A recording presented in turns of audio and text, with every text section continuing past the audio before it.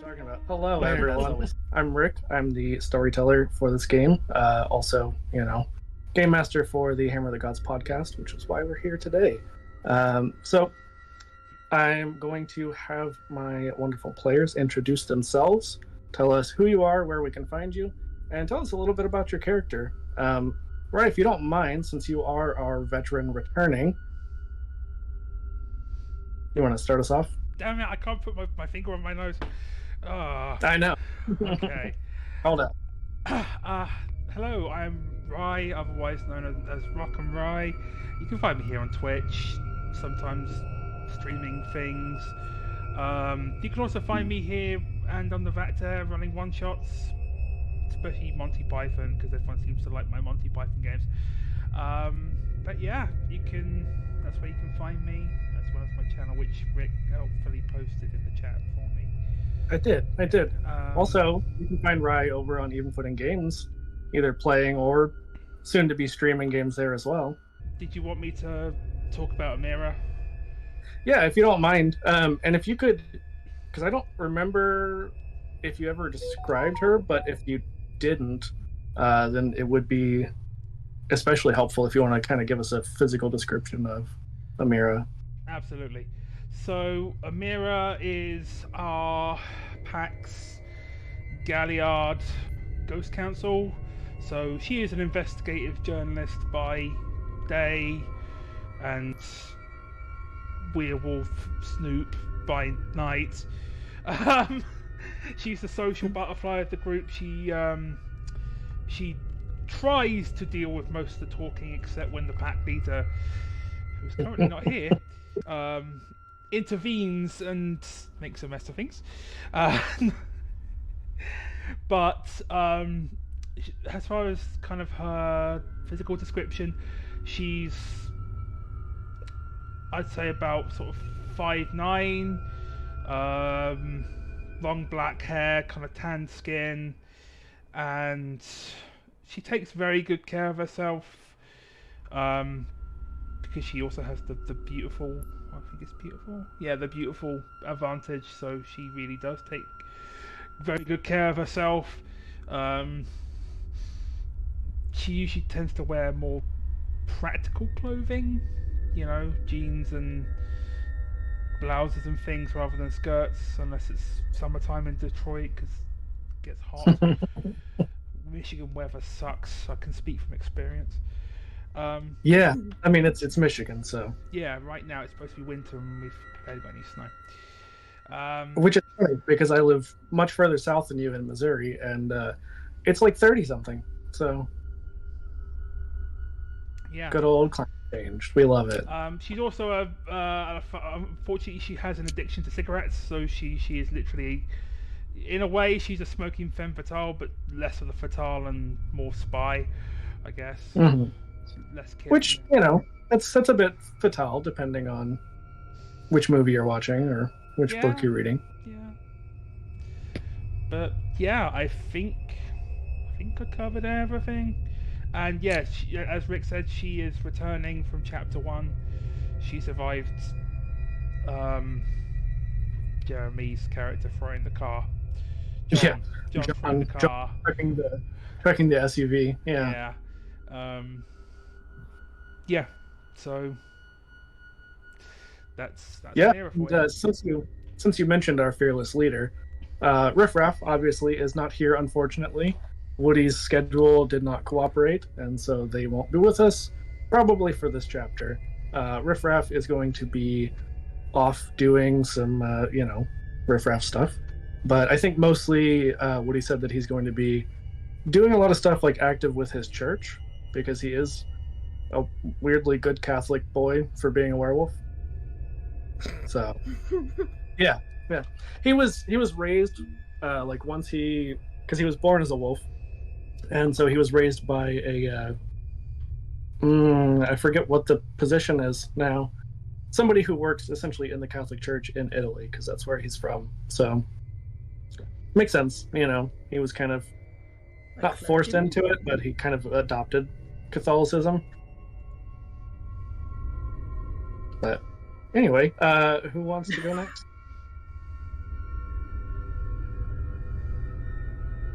I guess I'll go. Okay. Hi, I'm True Hippie, also known as Gaming Hippie on Twitter, but True Hippie on Twitch. Uh, New to streaming and all that, and I'm happy to be a part of this podcast, playcast. I never know what the word to use. I mean, actual play, real play. Yeah, I mean, whatever works. All right, and describe my character. Yeah, if you don't mind. All right, I shall be playing William Barnlesby, a large barrel-chested of a man, a man's man with a handlebar mustache, mutton chops, pith helmet, plaid uniform, a conservationist, if you will, though he secretly moonlights as a werewolf. So not as much hunting as he would like, but still hunts. He also has a companion, a spirit pact companion, a wolf that he had, a wolf that he was hunting at one point that is now joined with him. Yeah, and just because it's kind of relevant to your character, do you want to tell us a little bit about your first change? Right. My first change is, as I was told, it's very familiar. Williams Barnaby was hunting his latest prey. Specifically, he was trying to track down a new type or a new breed of wolf. He was infected and found that this new breed of wolf was in fact lupus. Or is that the Yeah, lupus. Yeah, so like a lupus-born wolf is one who was born as a wolf, but Geru is typically what they refer to themselves as when they're werewolves. Right. Yeah. Well, the new brand of wolf he was chasing actually turned out to be a werewolf, which unfortunately infected him, or fortunately, and turned him. And his first encounter with transforming was to slay his conservationist partner at the time. Yeah, it is a pretty common thing for werewolf, for either a romantic partner or family member or just someone who happened to be nearby to get murdered in the process of the first change. So, yay, trauma. Yay. And then the other relevant thing, did you think any on like his fame, because that is one of his Yes. like attributes? He is an acclaimed naturalist. He does like his job was to go out and track down new breeds of creatures, specifically in the canine family, which is a specialty, ironically. So he's fairly well known for that. He's been in a couple magazines about it, also a couple hunting magazines as well. Not as much anymore, but still. Sure. Yeah, and I think in order to take the spirit pact, you lowered it so he's just like a nationally renowned person, Yes. right? Okay. He's not So, a household name. Yeah, like you wouldn't have been in Nat Geo, because that No, would be no. more international, but whatever the American version, I'm sure we have something. I'm just not familiar. Discovery magazine. I'm sure. Discovery they would do. do it, yeah. That makes sense. That borders on the international, but I'll allow it. That works. You're part of Yeah, Mountain Man. So, something that we may run into is you being recognized, because even though you're not a household name necessarily, at least in the US, you're fairly recognizable. So, Olé. yeah, something to be aware of. All right, last but not least, Badger, do you want to tell us about yourself and your character?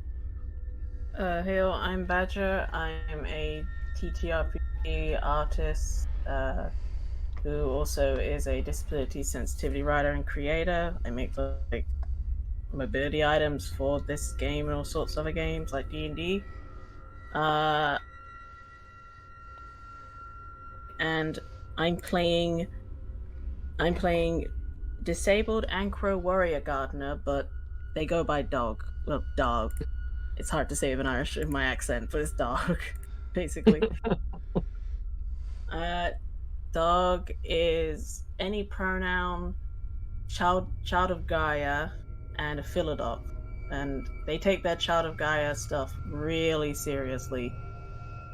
They are originally from Ireland and moved to Detroit very young-ish. No, middle-aged probably. I don't really know how old Dog is. Does anyone? You've always kind of said that he's older, so I've just kind of pictured like, at least like 40 she's older. plus. They're one of those people where it's like, are they 100 or 45? Yes. They look like a cross between a gardener and someone who works in the Lethal Company game, but without the hazmat mask. They wear goggles. They also walk around with a walking stick with a seat on it, and have been known to sit in traffic if someone drove over a flower. They are local famous. I got 2 bars in fame for their, guerrilla gardening. So they may have attacked quite a few federal buildings. Totally fine. Yeah. They also have a little golden mosquito that follows them around to check their blood glucose levels, because being a werewolf is not good for the diet for the type 2, I'll tell you that. It's a lot of energy burned each day. Yeah, also, that meat, probably not great. It's actually the blood. We have so much sugar in our blood, so yeah. So I wouldn't have known that. eat. A lot of raw chickens go missing around here when they get hungry.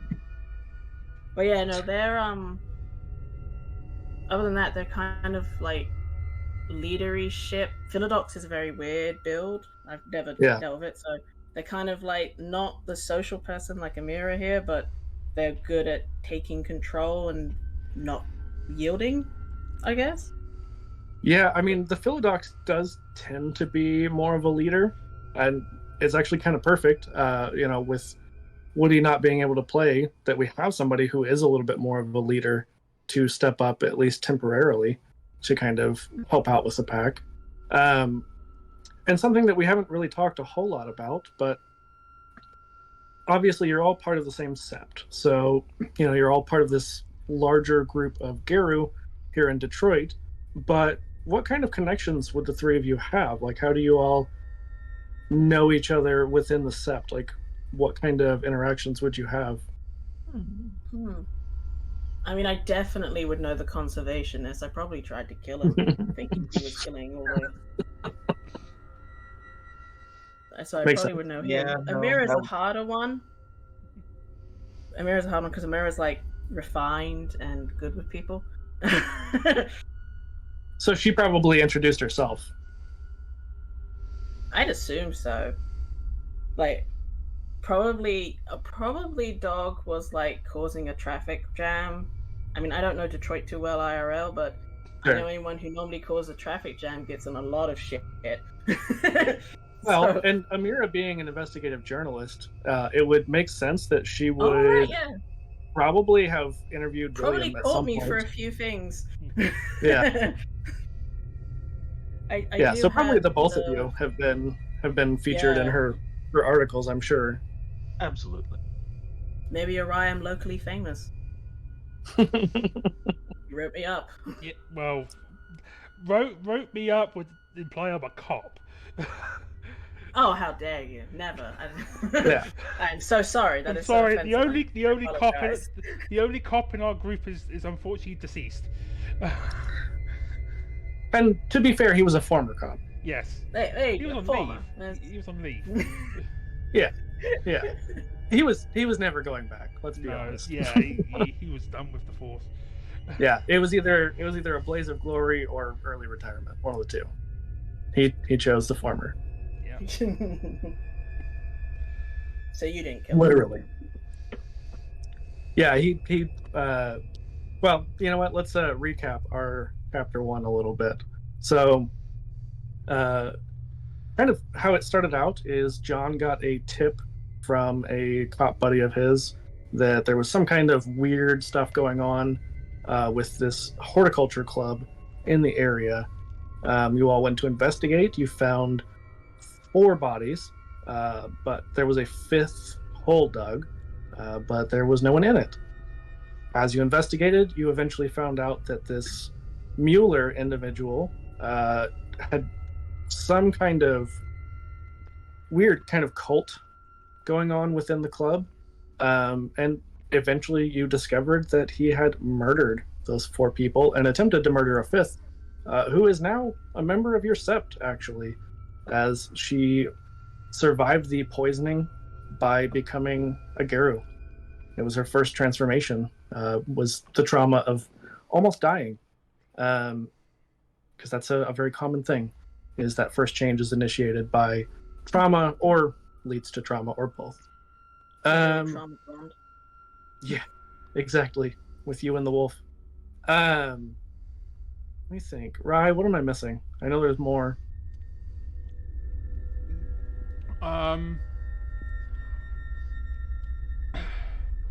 We went to. We kind of investigated the house. Oh yeah, that's when you went to Hannah, who is now a Geru. Yep. And saw her husband, who was acting kind of shifty, and turns out that she had like flayed the skin from his hand accidentally. Because she's a werewolf, and that's something that happens.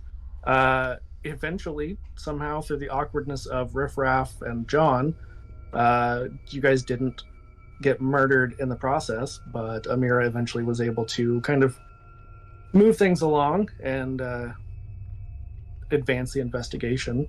And yeah, you were able to find out a lot more about Mueller, eventually tracked him down, and John literally tore his head off. Unfortunately, the Bane that was infesting him escaped into the Umbra. In the second part of Chapter 1, you all had dealt with some loss, as 3 slices of truth, one of your sept members, was murdered, seemingly. You found out it was related to the cult of Fenris, tracked them down, and that's how John met his end. Was you were confronting a pretty large pack of cult members, and he tossed an SUV at their leader. It exploded, killing the leader and himself. So that's Chapter 1 in a nutshell. Oh, and we That's a stole way to go out. promptly before that. We stole one of the vehicles from the Kings / the Pentex subsidiary of That's 15 breweries. That's a good point. And, Yeah, while you were slashed tires. investigating. Yeah, while you were investigating, because the horticulture club had been developing this large block into essentially like a nature preserve or park or both within Detroit. And while you were there, kind of searching for clues, you overheard, as you can assume, a fairly high up within King Breweries, was kind of talking to some goons about things and some plans for demolishing the park that they were trying to build, and trying to build a factory on top of it. Yeah, and then Riff Raff and Amira, in a 2-person episode, whenever John wasn't there, stole a van and made an enemy in the process. I also got a bad Uber review from that. Because you called an Uber because you didn't know how to get away, and yeah, that was a whole mess. Since then, we have had our Wolf Moon one-shot, where Riff Raff and some other members of the pack, the more extended members, managed to track down the Bane that escaped and destroy that. In the process, they learned that there were a lot of spirits being upset and like kind of gathered.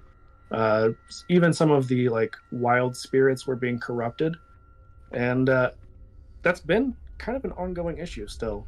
Even though the Bane was destroyed, it seems like maybe the Bane wasn't the true leader.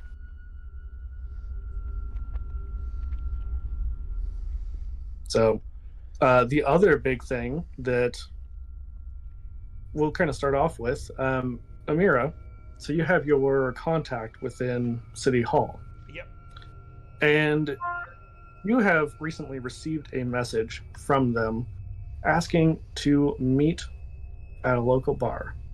And so where we're going to pick up is actually where we started chapter 1, at Ma's Place, the dive bar within your neighborhood.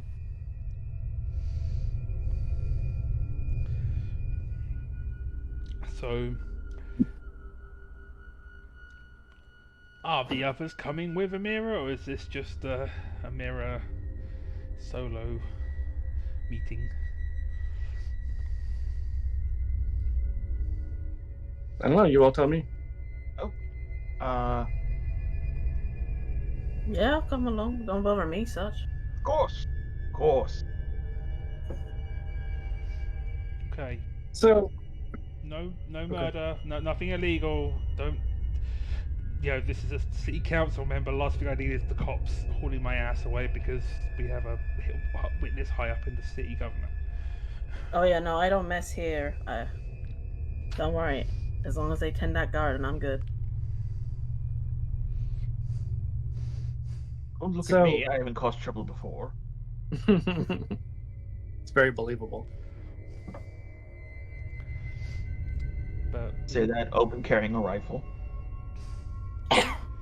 I mean, I don't know what Michigan's laws are like, but in Missouri, that would not be that weird.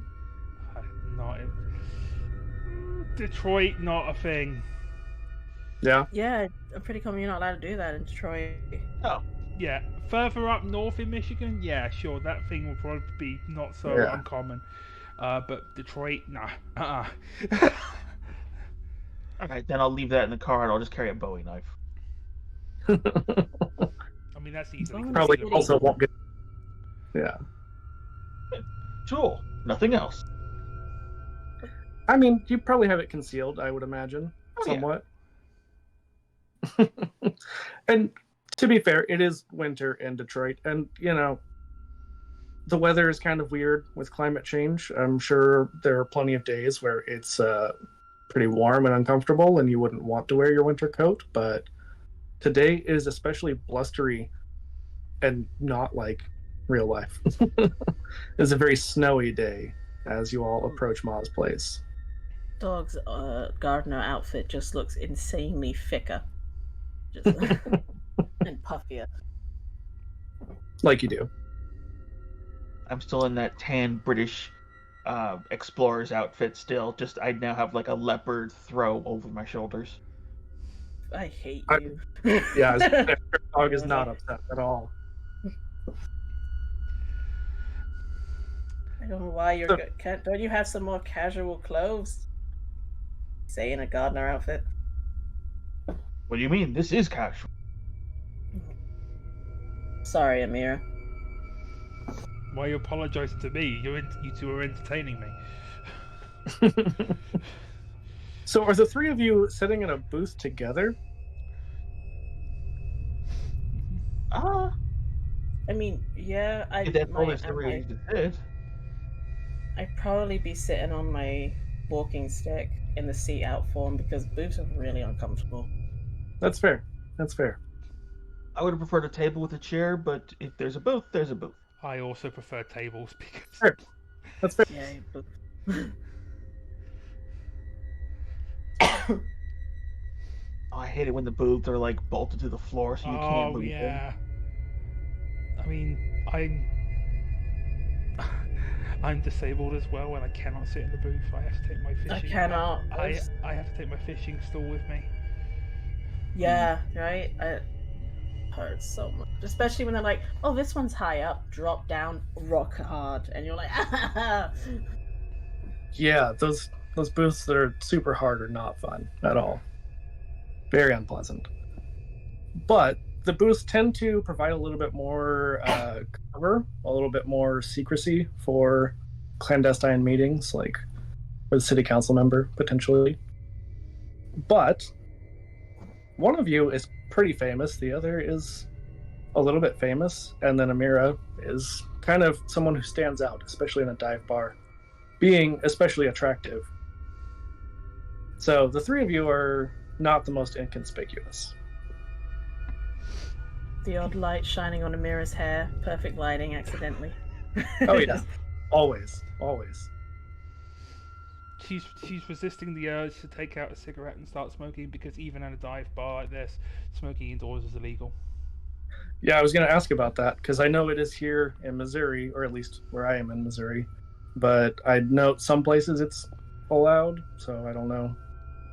She'll smoke when she gets outside. Yeah. Oh, we're in a dive bar? Oh, I'm definitely not sitting on the booth. Yeah, who knows what's transpired in that booth. So I guess you're all going for a table then? Yes. Yeah. Okay. So Amira, you've probably not seen your contact in person much, if at all, up to this point. You've mostly communicated by phone or not regular email, more of like a secure encrypted kind of email. But you can tell this person who enters doesn't belong here. They are dressed very nicely, obviously have come from some kind of like office job, very nice like trousers and a fancy button-up blouse, and yeah, looks very uncomfortable being there.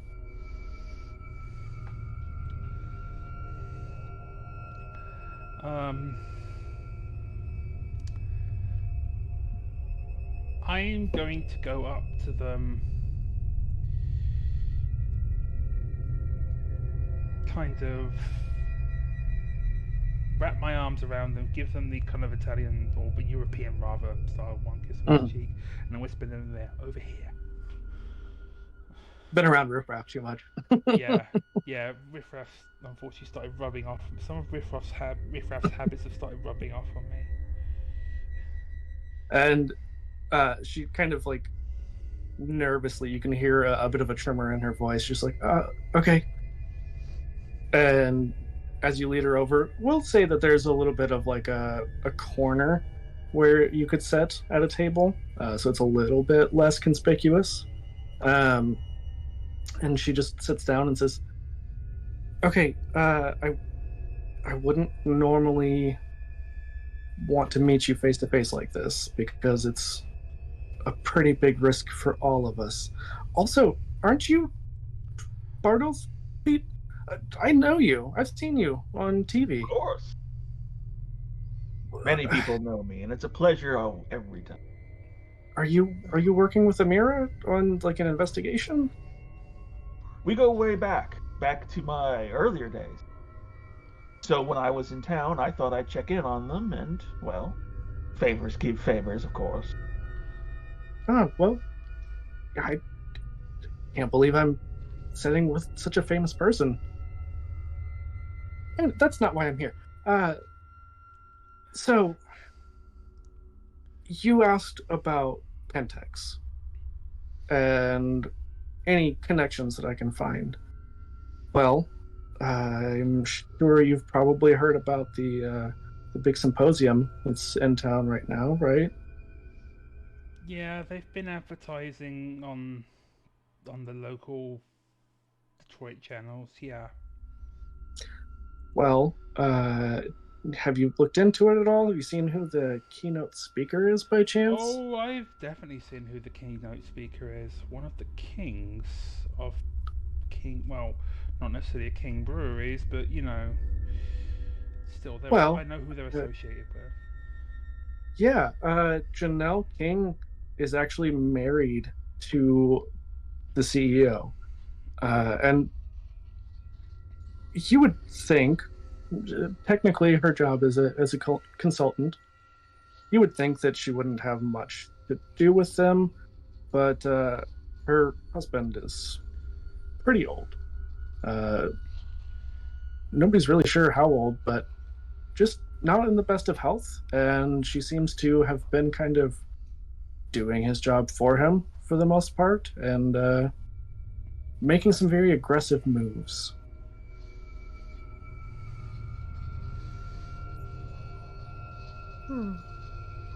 Like presenting a symposium on climate change when Pentex Pentex thinks that's a hoax and are actually driving climate change?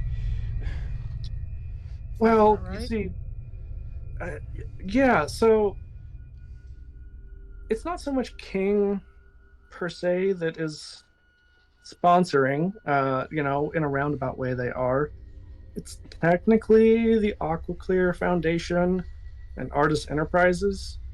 And she kind of explains to you that like Aquaclear is a company that is very vocal and adamant about cleaning waterways and things like that. Seemingly, not something that Pentex would be into. Um, but they are a subsidiary of King Distilleries and Breweries, and Oh. Artist Enterprises is a waste management. Like they are a waste disposal that, again, they vocally talk about their safe practices and how they make things more green, through their waste disposal methods. Uh, Amir, you definitely would have heard some rumors, at least, of them poorly managing like nuclear waste, for example, as one of their big things that they do. They try their best to cover it up because you do a lot of like searching in the dark web and investigative journalism. You definitely have heard a lot of rumors, though, that none of that is as accurate as they claim it to be.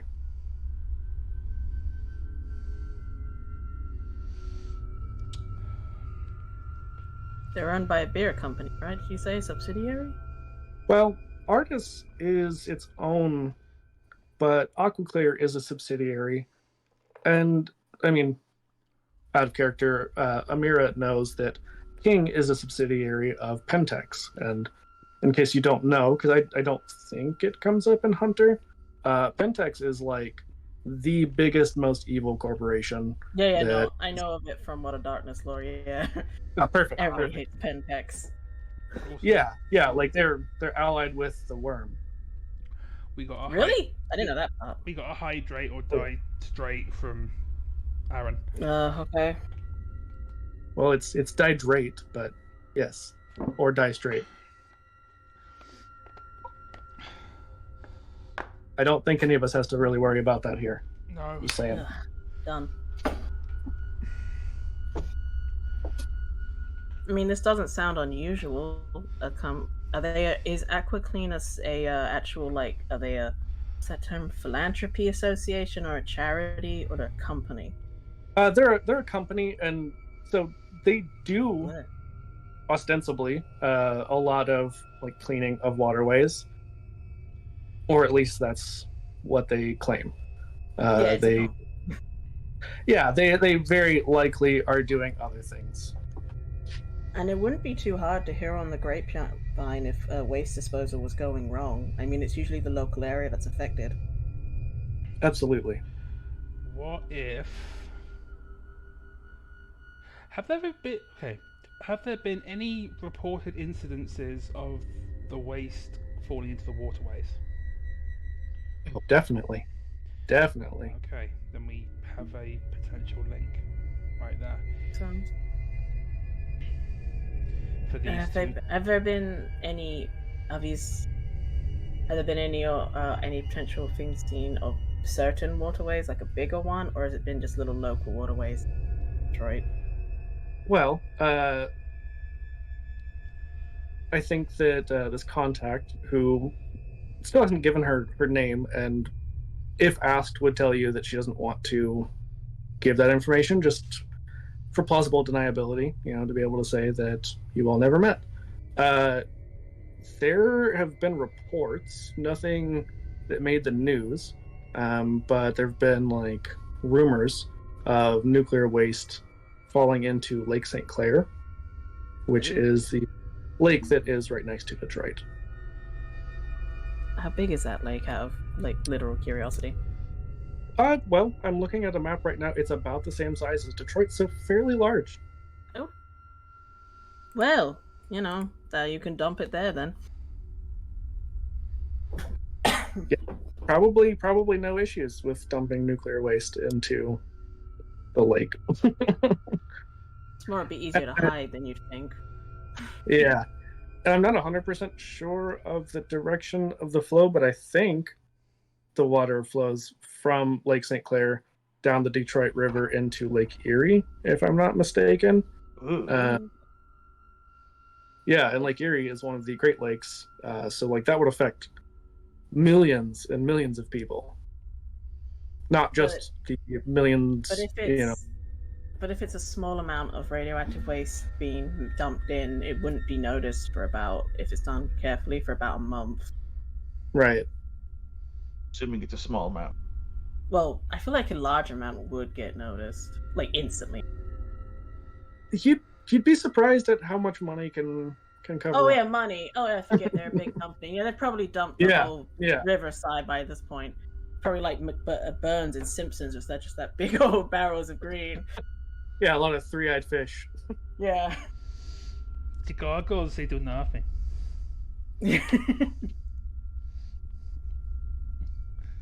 Yeah, so she mentions that I have a contact at King, and I wouldn't tell you if this wasn't important.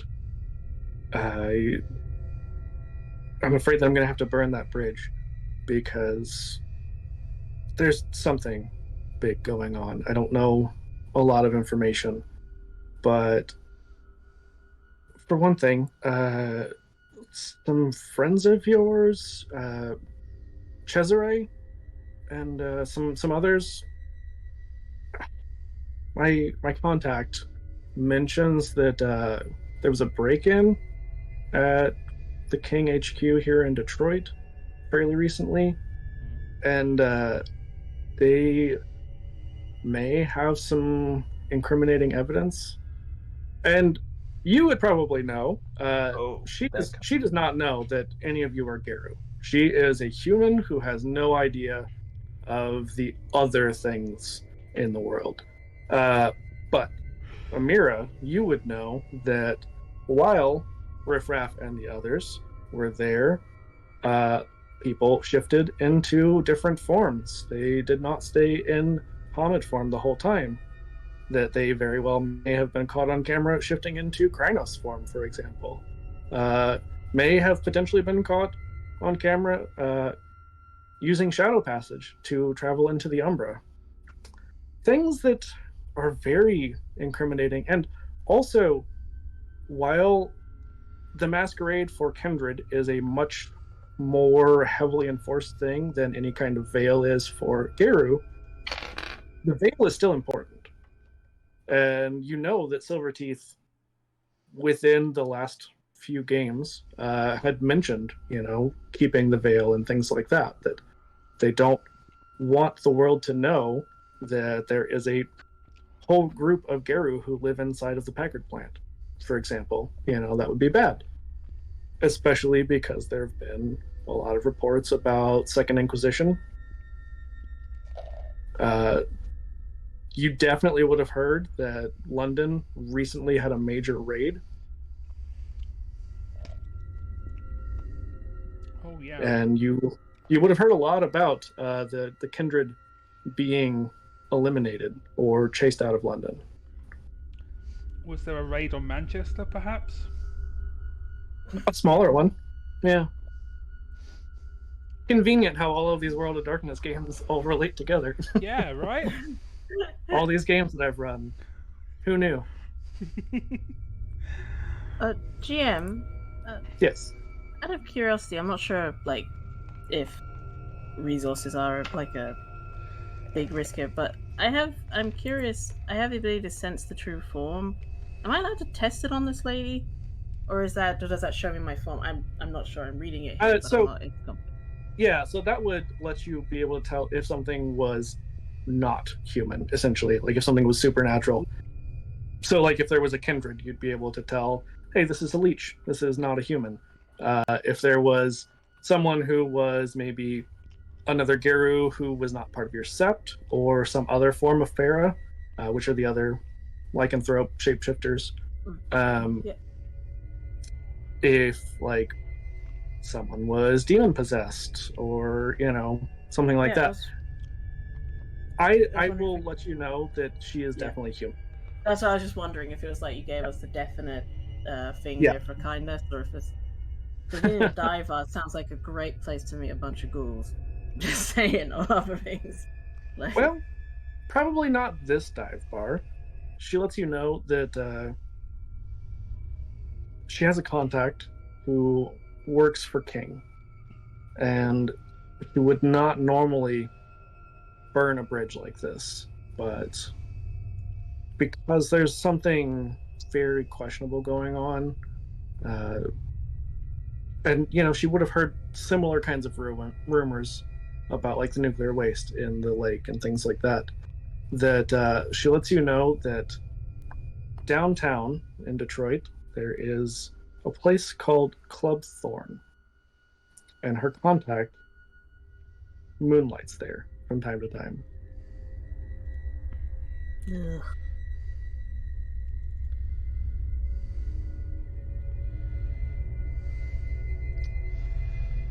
Well, it looks like we're going clubbing. Hey! Just be aware you might not be able to go dressed like you are. They have a bit of a dress code, you could say. I know that. And then she just kind of looks between the other two. And your contact does the same. Oh dear, oh darling, we'll have to take you shopping then. Both of you. No, I don't like wearing fabrics. Fine. I'd rather have this face be all I need to wear. I'm pretty sure if you attempt to go in there with anything with just your face and the rest, just your face on, you'll be arrested for public indecency.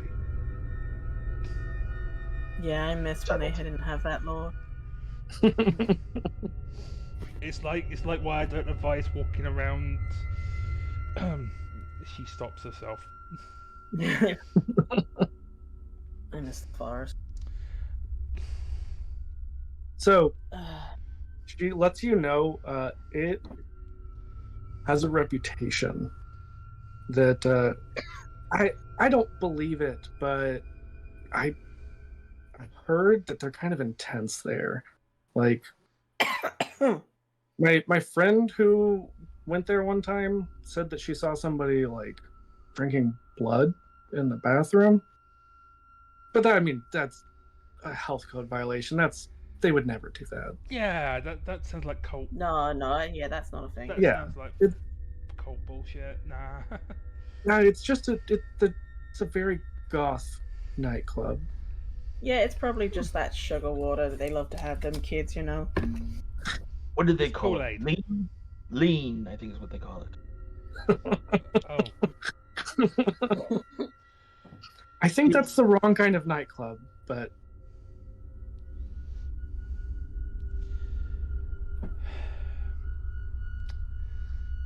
We can go there and look into it for sure. I think I might have to appropriately dress my two compatriots here first, but I definitely have a good outfit for clubbing. at least one. At least one. Yeah. So, are you actually physically taking them shopping, or are you just gonna do some online shopping? I'm going to do some online shopping and have it delivered to my home and then bring it to them. Do you have your own place, or do you live at the Sept? Good question. Because I know don't. Riffraff has his own place. He lives in the abandoned St. Agnes Church, but No, good point. I would have it. It's Amazon. I can have it delivered to a gas station or something and open the locker. That's amazing. I love that. Yeah. So, I mean, say what you want about fucking Bezos. At least this is an acceptable option. At least this is an acceptable alternative way of getting the clothes for our little game here. that's fair.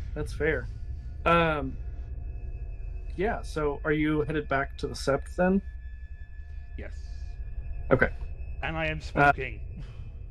Of course. Do you? Oh yeah, because you guys took John's car, right? Yeah. So are you driving John's car?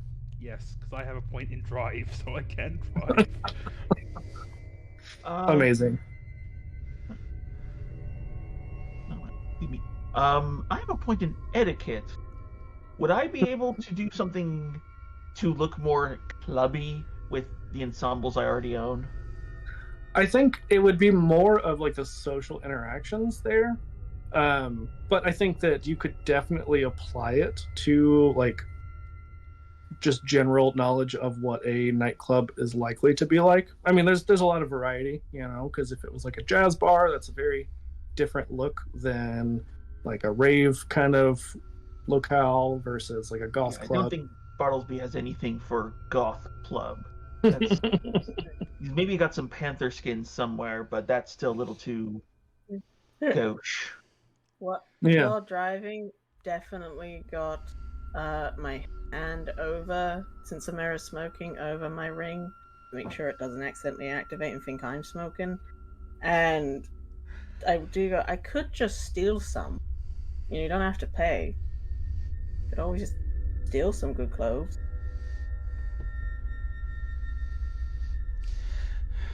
How would you get your right size? People leave them on washing lines all the time.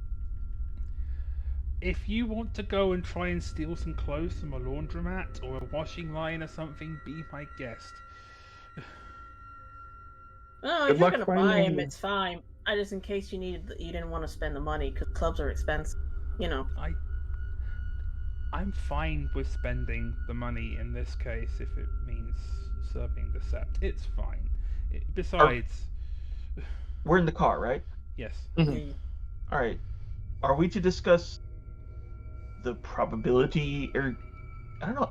Would us know anything about those of the Gothic persuasion? It's a good question. I mean, I don't Let's know. see.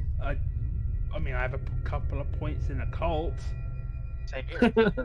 A cult would be kind of a stretch. They're more of like Amira, you would probably know, and yeah, I would say William might know as well with those points in a cult, that most people who claim to be like related to the occult in any way don't actually know anything about the true occult. It's just kind of new age mumbo jumbo that really doesn't do a whole lot typically. Okay. So But you would definitely know that there are some humans who you've heard of called mages who do somehow manage to do some type of magic. It's just not like D&D magic. It's not flashy. It's very subtle.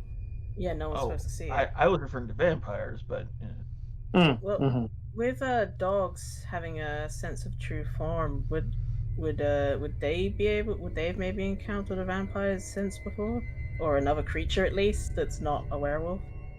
Definitely another creature, and I mean, all of you would know, especially because there's kind of a pact spirit who hangs around and lives mostly off of pistachios that Riffraff gives it. And then William also has his spirit. So you all would have at least seen them. And if any of you has traveled to the Umbra, which I imagine at some point you would have potentially, at least briefly, you would have seen a lot of spirits that way. But yeah, definitely there's a good chance you might have seen not so much a vampire. They're mostly in this world not, as far as you know, you don't really see them around the south side of Detroit, which is where you all are located. But yeah, you might have seen like a revenant. You might have seen some ghosts at some point. Probably not a lot, but especially around Halloween, things get a little weird. Barnaby's just using his cinema knowledge of just goth, blood, club, vampire. Yeah, that's all you need, basically. Speaking of pistachios, if there's any in the car, I'm eating them. I mean, Riffraff definitely would have left some. One of those like Costco size bags of it. Yeah. Yeah, it's actually Crave brand. Just to the best of my knowledge, not a real pistachio brand, but in this world it is. Maybe it is. Maybe I'm stealing somebody else's name. I have no idea. It's all right. They'll sue me later, and then I'll just be as poor as I am now. The only thing I can think of that has the name Craven is those fucking Kellogg's cereals. Yeah, that's kind of what I was thinking. So some protein bars. I think I've eaten a called Crave. Yeah, that makes sense. Oh wait, the cereal. Yeah, the cereal Crave. Yeah. Yeah, we're probably fine. It's different. This is pistachios. Trying to think as far as knowledge of goth. I would say probably if you want to just give me a straight up intelligence roll. Sure. Okay. Is that your 1 dot? Yes. That's what I thought. Thankfully, it's my 4 dots. I have 4 dots in this. I only have 2. I roll a d10. Yeah, since you only have 1 dot, and keep in mind that there won't be a lot of potential consequences. Usually, you all will have somewhere between 2 and 3 rage. We'll say 2 for right now. Heck. Yes. What'd you get? I got a brutal failure. I got Okay. 1, 2 2s, and a 3. So 1 I botched, and 2 it was a brutal. Well, was it on your rage or was it on regular dice? Oh, on the rage dice, yeah. Okay. Which is the rage dice? Well, so that's where I was saying, and we'll see about the Roll20. I'll have to look into that before next week, but it's a little hard to keep track of. You'll have to. You said you only have 2, right? Yeah, I rolled a 5 and a 9. Okay, so they're both failures. Or no, sorry, the 9's a success. But because you would have 2 rage and you only have 2 dice in it, both of them would be rage dice. Okay. Does that make sense? So 5. So I rolled a 1. Yeah, so I was gonna say because you only have the 1 die in it, you can't get a brutal failure because you have to have 2 1 or 2 2s. Kind of a plus to having very little skill in it. Boy. Yeah, Amira, I'm gonna think on this for a little bit, because I'm not 100% sure how to have you brutally fail this, because that's Crashes the car. Sure. yeah, it's kind of a weird thing to fail on, so horribly. But I'm here for it, so give me just a second if you want to continue along. Donna, are you going to come and say hello, or are you? Oh, I see the little blurb key. Yeah. So I think, well, actually, Kitty. Rye, what did you have other than the brutal? Basically, I had a 1, 2 2s, and a 3. So it was a botch. Okay, yeah. So it's a failure across the board. Okay, Dog, weirdly, is the only one with any knowledge of goth culture. Not a phase. It's not a phase. It's never a phase. It's always a phase. Yeah, I mean, kind of the typical stuff, like mostly black, a lot of like sharp jewelry, things like that. So, if you got mostly black clothing, maybe some like heavier bands, t-shirts, you could probably pick those up from like Goodwill or something. You could probably reasonably fit in. It would be a little bit difficult because like a lot of times the more like hardcore people in the subculture would spend a lot of money to achieve a certain look. Well, there is industrial goth, and Dog does kind of look like an industrial goth, just not wearing black. Yeah. That's I do fair. have the mask. When I want, I have the breathing. I have a breather apparatus that I just walk around in sometimes. Actually, yeah, that's a good point. So, yeah, if you like, If you sell it, well, I was gonna say like Sweet. if you, yeah, I don't know how that would affect the actual breathing part of it, but Just get a mirror to buy a second replacement. yeah, And I'll be honest, the filter's probably dirty by now. Like they don't. that's fair. That's fair. But yeah, just be like going like. So yeah, it looks like we could go trad goth, 90s goth, 2000s goth, or industrial goth. I got the industrial goth down. You should probably go 90s. And you, there's no you go emo. Pointing to Tree Hippie's character, Oh. Reginald? William, William. would be two on the nose. Aren't goths and emos enemies? Sure, no. You know, No, in the- no, it's more complicated. in the There's goth emo. 2000s, or if you're watching South Park, yes. But In 2024, 10s, not much. yeah, Yeah. that's just Yeah. So I can't find a whole lot of information about the brutal. So we're just gonna say it is an outright failure. Like you did not have any successes, and you got a critical fail. You just have absolutely no knowledge. Like everything you've ever heard about goths is suddenly gone. I was too popular in high school to fucking Ah. Yeah. associate with them, so I have no knowledge of them. I have repressed any such memories. Oh my god, was Amira like a preppy girl? She might have been. cheerleader. She might have The been. worst.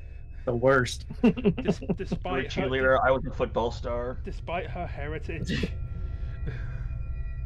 I was the kid who sold drugs under the bridge, probably. Like you do. Like you do. Tweaker, that's it. That's what the Americans say, right? Tweakers or something.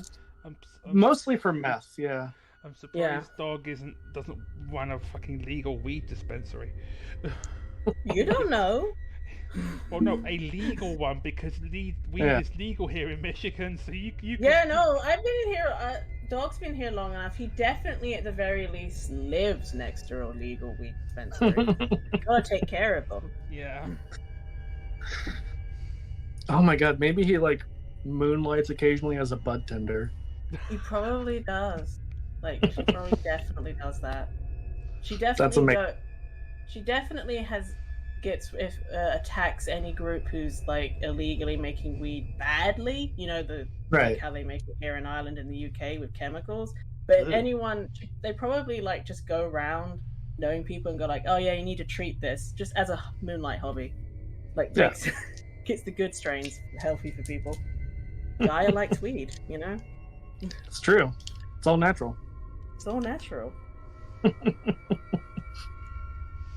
I just love that Dog is like low key a stoner, but you know, Yeah. most people realize that. Okay, it's good treatment when you get severe hanger. Like it is, That's fair. then it makes it worse, but it it helps the stress part. Yeah, that makes sense. So, Amira, you make your way back to the Sept, and for our new players, our Sept is inside of the old Packard plant in Detroit, which is a very large, like several acre large, essentially rundown manufacturing plant for luxury cars that closed down, I think, in the 40s or 50s, Yeah. thereabouts. Yeah, so our Sept is the Sept of the Concrete Wolf as you live inside of this concrete building. Or most of you do. You know, some of you may live other places, but Amira, you see a familiar face kind of hanging out in essentially the like unofficial little cyber cafe within, because on the outside it looks extremely run down. Although ostensibly the Sept owns this property, you all still have to sneak in. There's like tunnels below, essentially cleaned out sewer tunnels that you're able to use to get in and out without attracting too much attention during the daytime. But there is essentially like a totally different world inside. And so there's sort of this glasswalker mostly area where, this tribe, who is a little bit more technologically savvy than your typical Geru, have set up essentially a cyber cafe. And so you would recognize a individual you had run into before, Jenkins, otherwise known as Dungeon Raider. And he's just like, sorry, they're just like, oh, hey, Amira, where you been? I haven't seen you in a while. Oh, meeting with contacts, writing stories, keeping low after John through the SUV and everything. Yeah.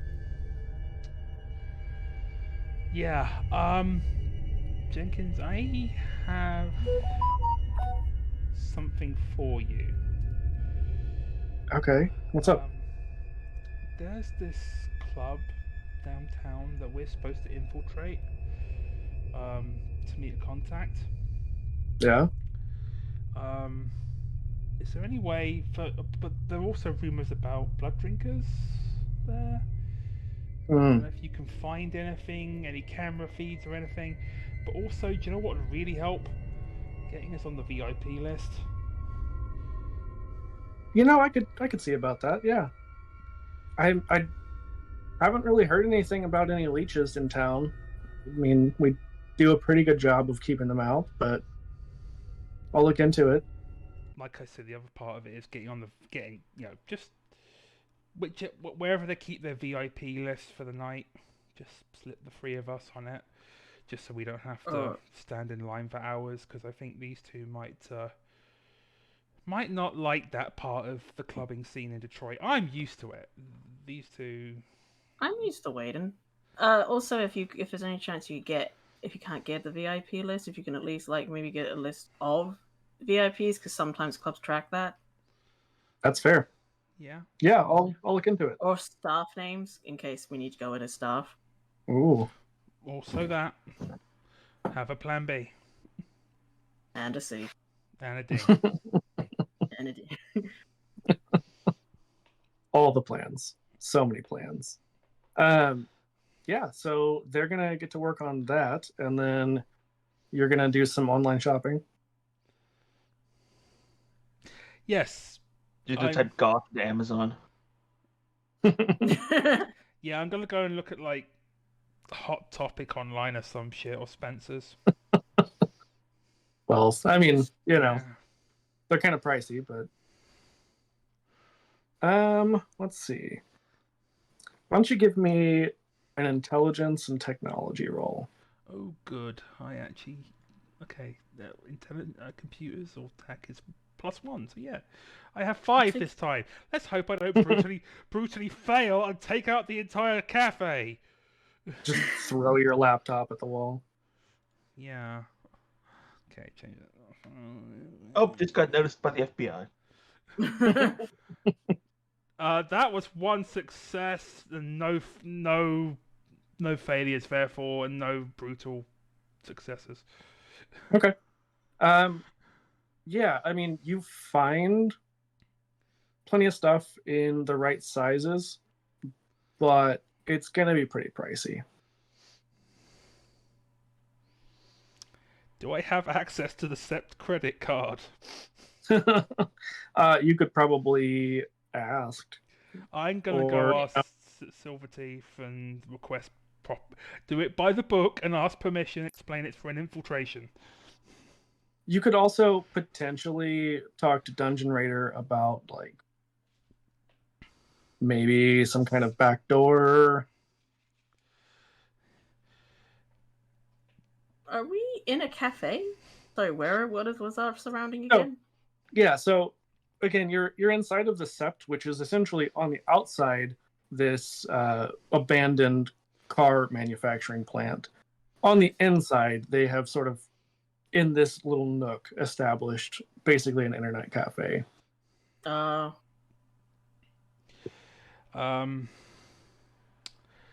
gonna look to Dungeon Raider and be like, is there a way to get a staff discount on this stuff that you know of? I mean, you didn't hear this from me, but like some of the crypto bros aren't very good at security. I may have dipped into that a little bit. So, the discount that's easy enough. But yeah, I think I can help out, but you're gonna owe me pretty big for this. Oh, How about 15 pounds of weed? Really good strain. I got London Fog. You want it? They're just like, wait, pounds? Yeah, Pounds. pounds. Yeah. Yeah, I mean sure. That seems fair. Okay, I'll give it to you tomorrow. I gotta go to my stash. Dog just has like a gigantic brick. No, I just literally walk to one of the weed Yeah. dispensaries and they just give it to me because they know who I am. That's actually where my fame is. It's a lot of weed. Considering a whole ounce costs like $100. Exactly. Yeah. No, it's what they don't. But you know what? It's like it's not fully like ready to be used yet. Yeah. Yeah, I mean, a lot of steps in between where it is and actually being able to smoke it. But I like the idea that maybe like Amira had done some interviews of Dog or like reported on them a little bit, but maybe your like local fame is you were essentially in like the Detroit version of High Times. Maybe. Yeah. Maybe. I mean, it would be better because I'd be in a lot more trouble if people knew what I was doing to facilities. So Yeah. local that's fame. probably the Yeah. Yeah. I just make really, really good strains.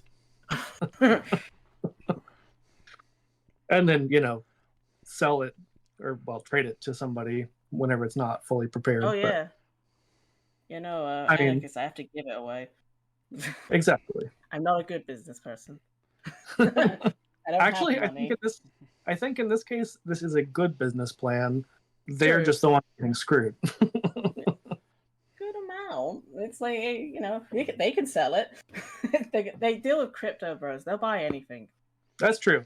I'm just thinking, 15 pounds after it's like processed and dried and all that. It's probably a lot less, but still, it's not bad. Awesome. As Rye pointed out, that's a good chunk of change.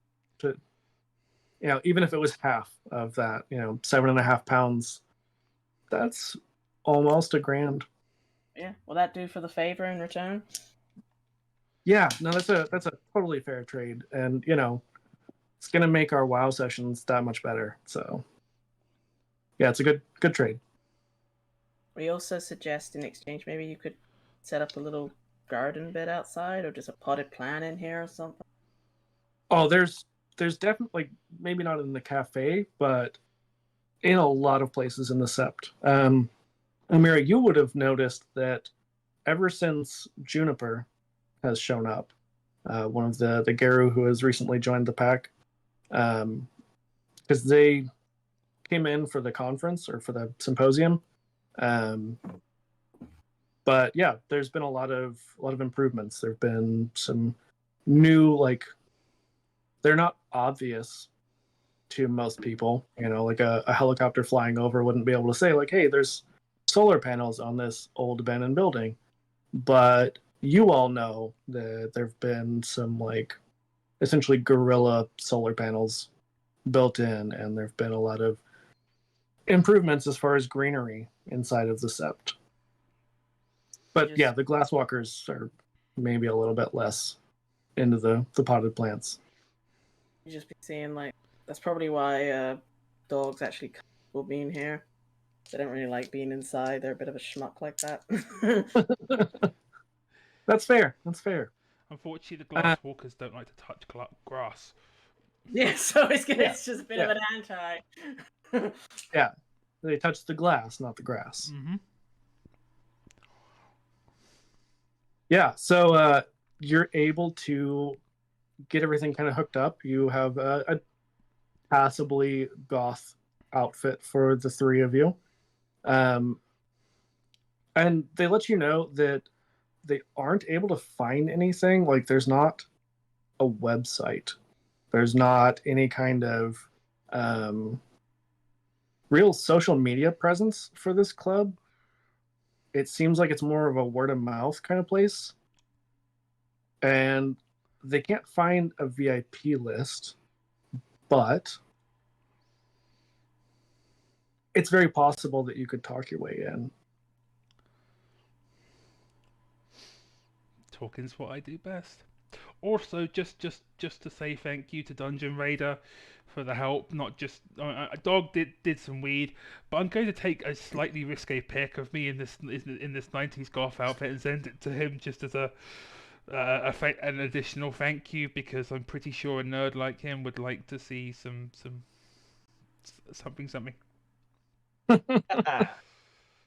Yeah, not a nude, it's a lewd. Yeah, There's a lewd. difference. See, this, Yeah. Yeah. the Amira needs an OnlyFans. That's how she'd have to have enough money, you know? I mean, Yeah, you go. that's something. I'm sure. Investigative journalist. I'm sure there's a gift somewhere along the line that I could either use or upgrade to gift. Say, I'm making money from OnlyFans. Yeah. What you need I to mean, do I is think- get yourself some custard and caramel and have an OnlyFans. Oh, that's awful. Had to. Yeah, I was trying to think of some kind of like werewolf pun related to OnlyFans, but I'm like, OnlyFangs. Only fangs. that'd be more kindred. Oh, Yeah. Uh, Or I mean, you could just go full furry with it. only paws. Oh, there you go. Yeah, I like it. It is just your Garu form. It's never the human form. It's Ooh. just yeah. Aaron said Very only claws. Only claws. only Yeah. claws. There you go. Yeah, only claws. You're Nailed it. competing with Oh, The only highest- pants. Like panting. What? Oh, that could work. Yeah. Maybe, yeah. That's You know, the I mean, top I do person like- on there would be one of the vampire types that are really good at influence. That'd be like the competing brand without even realizing. yeah. Yeah. Like, Only pants to be an ASMR thing. oh yeah. That's So what anyway. William does on the side. It works. Yeah, moving on though. Yeah. So it takes a little bit.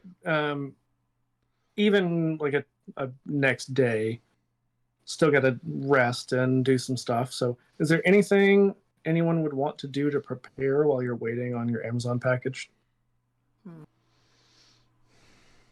Can we do technically, like mechanically? Auger. Yeah. If there's a reflective surface in that place, I'm pretty sure I have a space where I can with reflective surfaces at the sept. Yeah, Oh. absolutely. Closer, I could send in my companion. Technically, I think you could send your companion anyway. But That'd be a would good they be move. able to get there and get back for the package? Oh, I mean, it's like next day, so Oh, okay. Then yeah, I'll try to send my companion, see what kind of sense it gets of the place. yeah. Maybe you could auger their partner to make it easier to glim on. Oh, the contact. Yeah. No. As in, oh, sorry, you auger through glass, don't you? I thought you could. We never, I thought we you never could. got the contact name, did we? The contact. No, the contact did not give their name. No, the one we're supposed to find at the club. Oh, gotcha. The only name you got is Amethyst. As for auger, Mhm. it's reflective surfaces. So as long as Oh, there's yeah, so- as long as there's at least one reflective surface inside the club, I can connect. I mean, it's gonna have a bar. It's gonna have bottles. Yep. Yeah. It's a Oh, club, absolutely. isn't it? Yeah. Remind me, do you have to test for that, or do you just augur? It's I been a minute. believe I have to test for it. Intelligence plus wisdom and spend a willpower. Okay, Oh, let's I do it. also have Brother's Scent, by the way, so I could actually sneak into the place pretty easily. There you Or go. get out easily. Yeah, I like that. Okay. So I will do that because.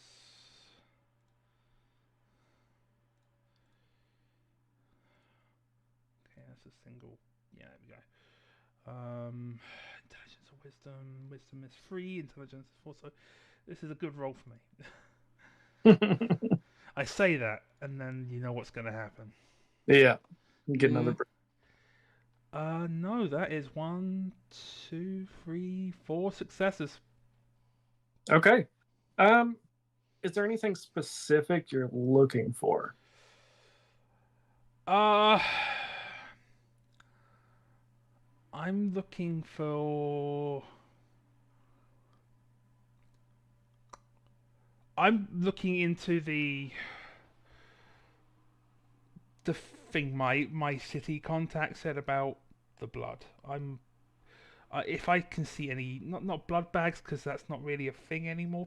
Not really.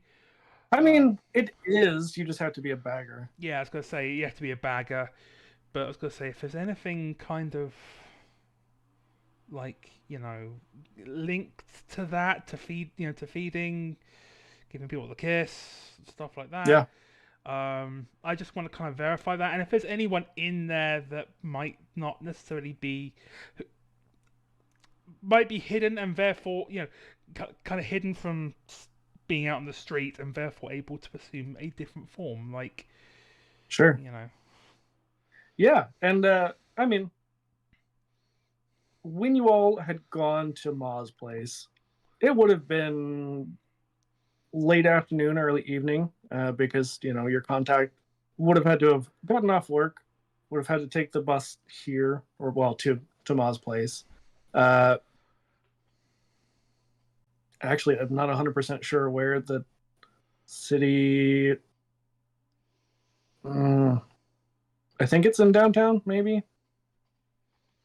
But either way, it still would have taken a little bit because downtown is several neighborhoods away from where you are in Gratiot.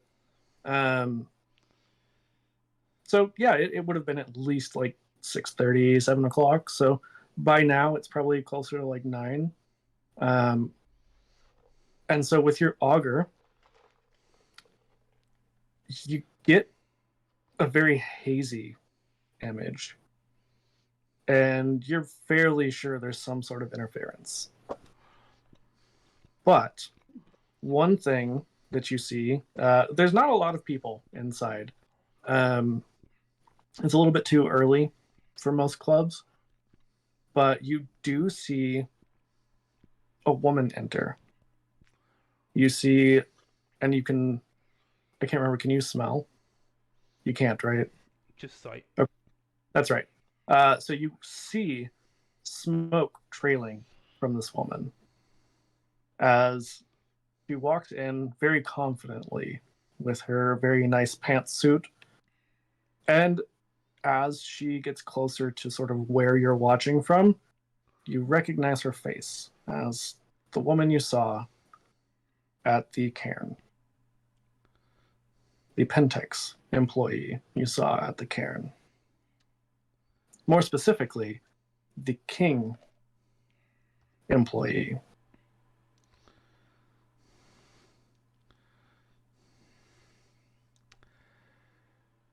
And it's just like there's no sound, right? No. Okay. So you can't tell what's being said, but you see that she walks up to the bar and seems to be potentially, I wouldn't say flirting, but making conversation with one of the bartenders, and they seem a little bit nervous. And it's around that time that your vision cuts off.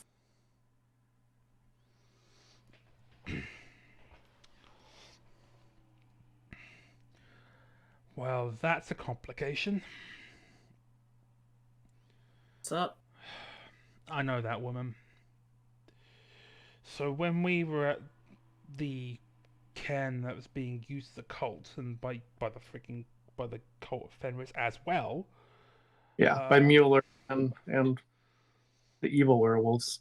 Yeah. Oh, good. She was Yeah. she was there at one point, and she is a King Brewery's employee. We stole her van, and I'm pretty sure she got my phone number and texted me at one point. Yeah. She Well, called you. Hmm? She called you, Oh, actually. she called me because of the freaking Uber driver. Yeah, the Uber driver texted you. Yeah. I mean, we got two choices then. We can either play on this to get us inside, or you come in for a back way. Like, that's gonna get us in if she'll want to see you. Yeah. I mean, she didn't see your face. Uh-huh. You were all in lupus form whenever you were Oh. sneaking around. And then whenever you got into the van, she didn't actually see you. But even though I think we said you had like a burner phone, it's still very possible. We did establish that Amira was like sort of hanging around whenever the pack went to King. You may not have gone in with them. You, I think, kind of stayed outside as lookout. So it's possible that through some of them, that if they were identified, that they could have made a connection to you. So yeah, I feel like those are our only two options then, really. Like, or we go in Will it- and you don't, but you're not a good. Will it well, matter I'm that not you're in your costume? in your what? We're not going to look like ourselves now, are we? I mean, Amira kind of stands out. Have you seen her? Oh, with It's literally lighting whenever she walks. I don't know if you're flirting with me or what, or could just compliment. You wish, sister. Okay. We'll talk about it later when we're not trying to plan an infiltration. but no, like you stand out. So I feel like this is if we should use this, maybe. Yeah, absolutely. I mean, even with makeup and changing my hair around and things, it's not going to disguise me all that much. Yeah, but that's our VIP in potentially if you saw her in there. Yeah. And we can sense what she truly is if that becomes an issue, or if there's more people of hers around. We also can get out fast or follow her. Do we know What her is name, though? she? You don't. Do we know what she is? That's a good. What Hippie said. Also, don't know that. Then maybe this is a good opportunity if she's going to be a problem. Use my skills. Is there anyone here who would know? I mean, it'd be a little bit hard to. You could attempt to describe, but at the same time, it's a bit of a vague description. But you could definitely ask, maybe again, Dungeon Raider or potentially somebody else. I'll wait to see if my companion has any more information, because Yeah. I assume they both happened at the same time. Oh, absolutely. Yeah, I think it doesn't take very long before your spirit companion comes back, and if I remember correctly, you can't like fully communicate with them, right? For example, an animal spirit might be able to yield answers relating to whether anything was there, edible or scary, something like that. Still, most spirits have the ability or skill to come in handy. They can always be considered on-hand purpose for teaching gifts about anything they grant. Okay, yeah. So I guess you would have at least some communication then. Yeah. So it comes back, and I mean, you would have to use your penumbral sense, which wouldn't be terribly hard to do, in order to see it, just because spirits are not typically visible in the physical world. But you know whenever it's there, like you can kind of sense it, and whenever you sense its return, I assume that you turn on your penumbral senses, Yes. and so One- it lets you know that it was not able to get in. There's something keeping it out, some kind of barrier. My auguring was hazy. I think they've got some kind of occult defense in place. Ugh, typical. So we're not Which- just dealing with standard humans. Bingo.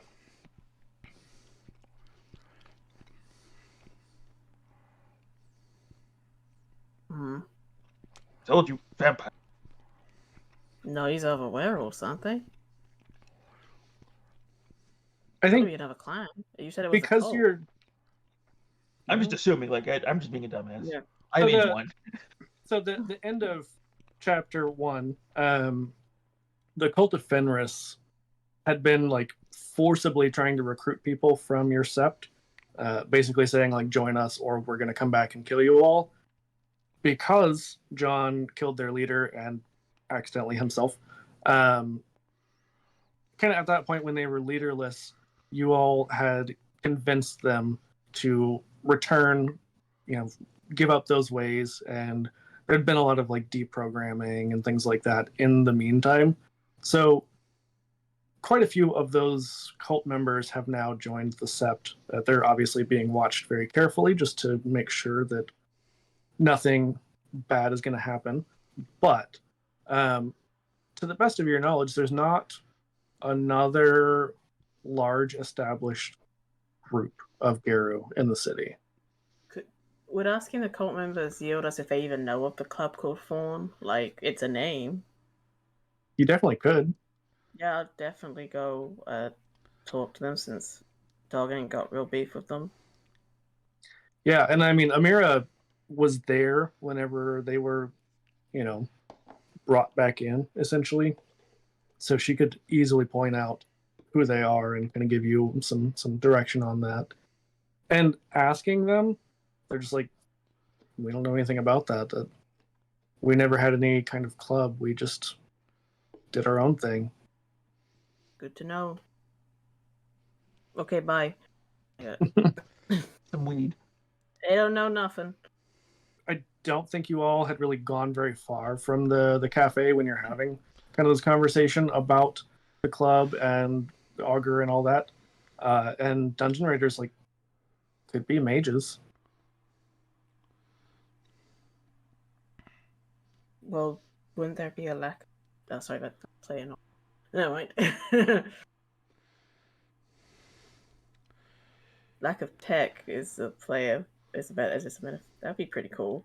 I kind of now want to go to a club that is like run by mages. Yeah, and I mean for most mages, yeah, I think the lack of tech would be a pretty big giveaway. At least for people who know about mages. Which kind of the point. Not supposed to know. Also, did you say it was next day? I mean, it will be. We're still kind of in that like same day preparation, whatnot. But Okay. if we don't have anything else, we can fast forward to the next day. It's where I have to eat. Like, not me, the character. Dog has to eat Right. and take his bed. Yeah. So I mean, that's definitely some preparation that I imagine he's probably doing. Yeah, and in the morning he'll have to check with his Yamat mosquito. Yeah. And what does that look like for Dog? Like what? Whenever he does it. It is literally just like it is a daily glucose blood checker, but it's a mosquito that comes out of a ring and just gives you a prick and then basically tells you your blood sugar level and then complains at you. I love the description. Is it normally a mosquito? What? Is it normally in like ring form? Yeah, it's normally in the ring form. Yeah. Yeah. I guess depending on like what your meal is like in the evening, because I think, like I said, most of you probably live in the sept or fairly nearby. So I don't know about Dog if he would be more likely to live in the sept. Right now, yeah, we're preparing. Yeah. So, I mean, you would have access to a lot of different foods.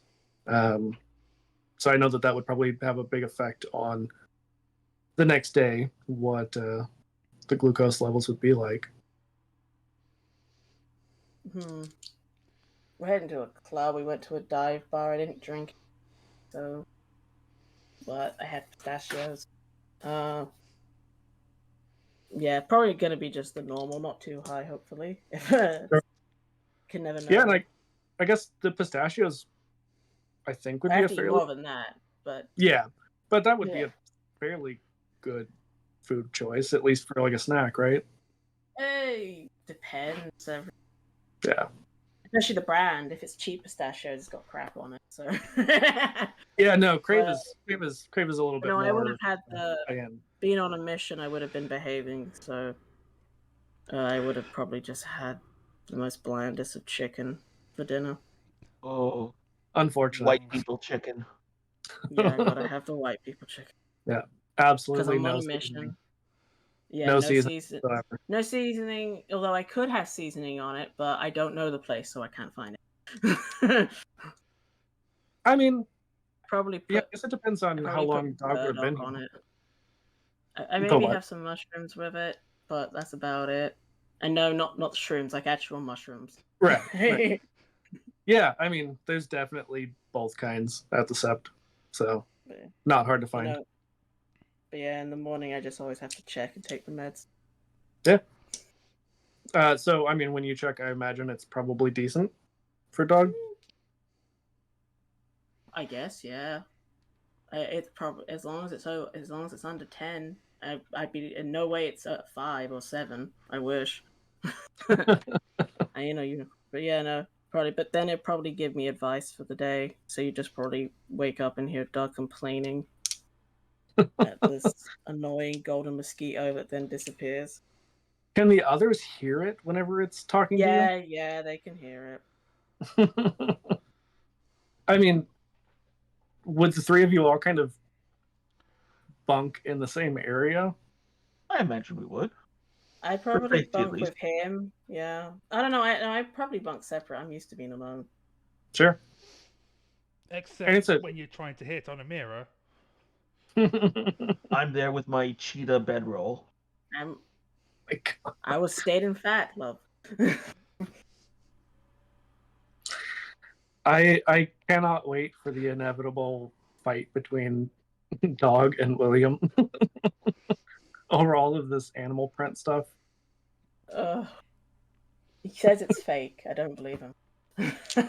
I never said it was fake. I said it was diseased. Well, I really hate you now.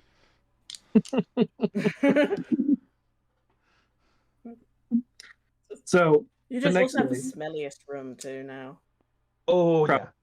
Oh. Like, just cologne and musk. Yeah, it smells of all the toxic masculinity in there. yeah. And, being a hunter / conservationist, it's not uncommon for hunters to, like, deer hunters, for example, will use, like, doe urine. So you probably sometimes smell like pee. I mean, dog probably does too, but unrelated reasons. Yeah. Totally fine. I'm sure Amira has plenty of perfume for everyone. The minute she met us, it was just like every few hours, just a what are you doing? Nothing.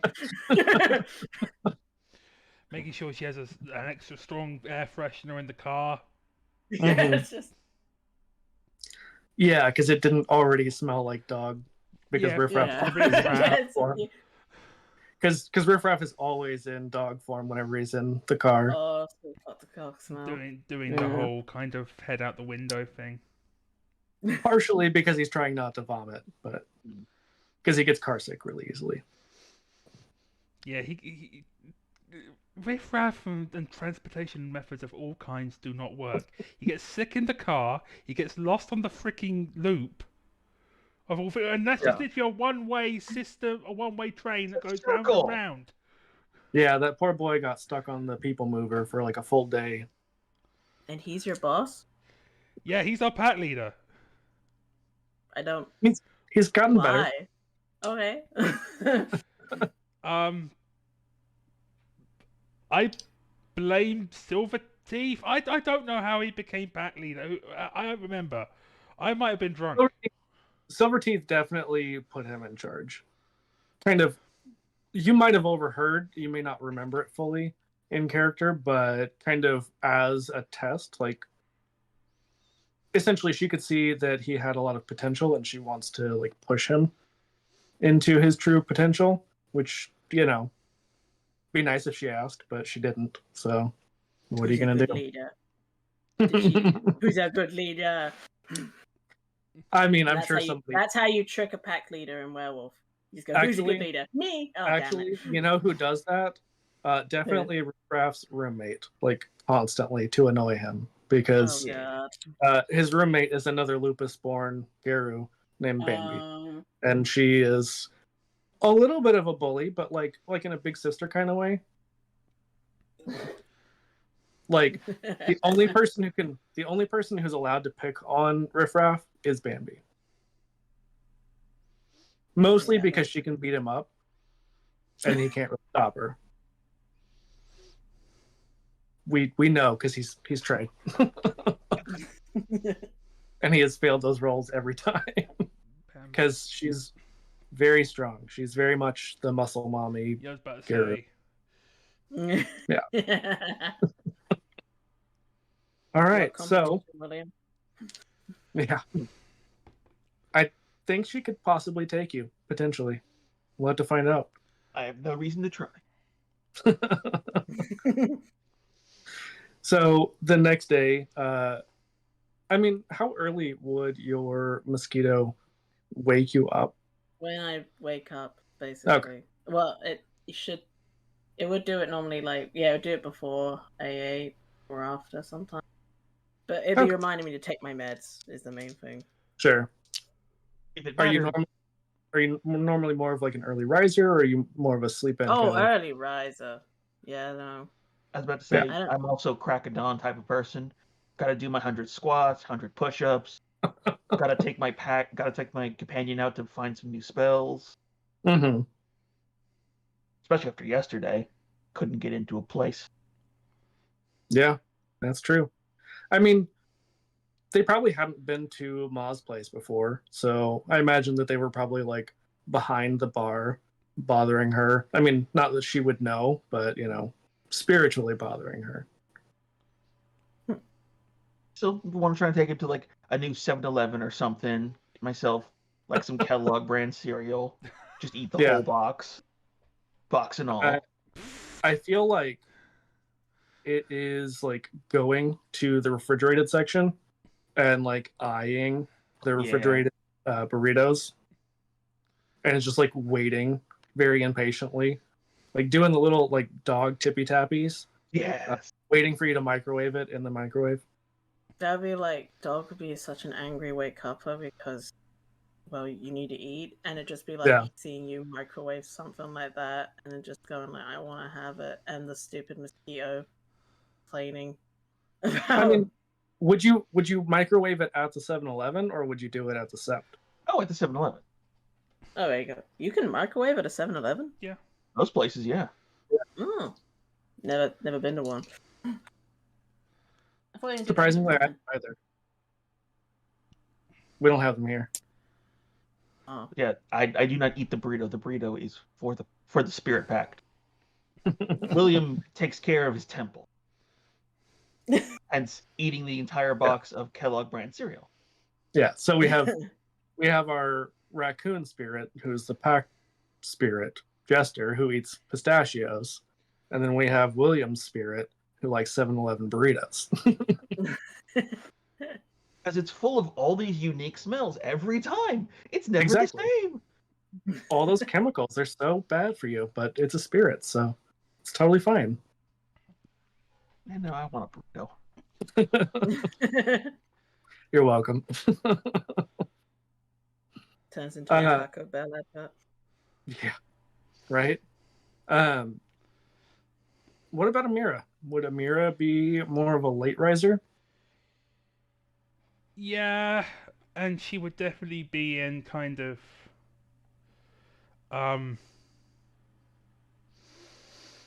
I don't want to say that word. I was going to say milfy kind of garb. A dressing gown with nothing underneath it. Yeah. Kind of thing. She just like, you know, Letitia Adams style. As she's seeing Dog do meds and stuff, and William. I don't know if William came back to eat the cereal or anything, but No, he ate it while jogging. okay. Sounds horrible. That's instant acid reflux. Did you forget the part where he eats the box too? Totally fine. No Totally fine. wastage at least. As a dog would be growling all morning, just pure wake up angry. Mira probably has a bit of a case of bad head going on, and she goes to get some coffee and a cigarette. And as you're getting coffee, you see that Dungeon Raider is still awake. Like, they've clearly been playing all night. And they're just like, hey, that lady you were talking about, did she look like this? And pulls up a YouTube video, which you see is like the introduction of the symposium, where she's like coming up to give the keynote speech. And it is definitely the same woman. Yep, so that's Janelle King, I assume. Yeah, that's definitely who that is. So, yeah, you might not want to go. I'll figure something out with William and Dog, honestly.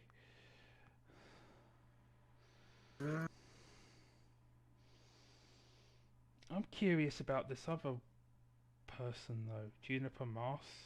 Have we heard of Juniper? That's the Guru. Yeah. Yeah. She was one of the ones that went into King.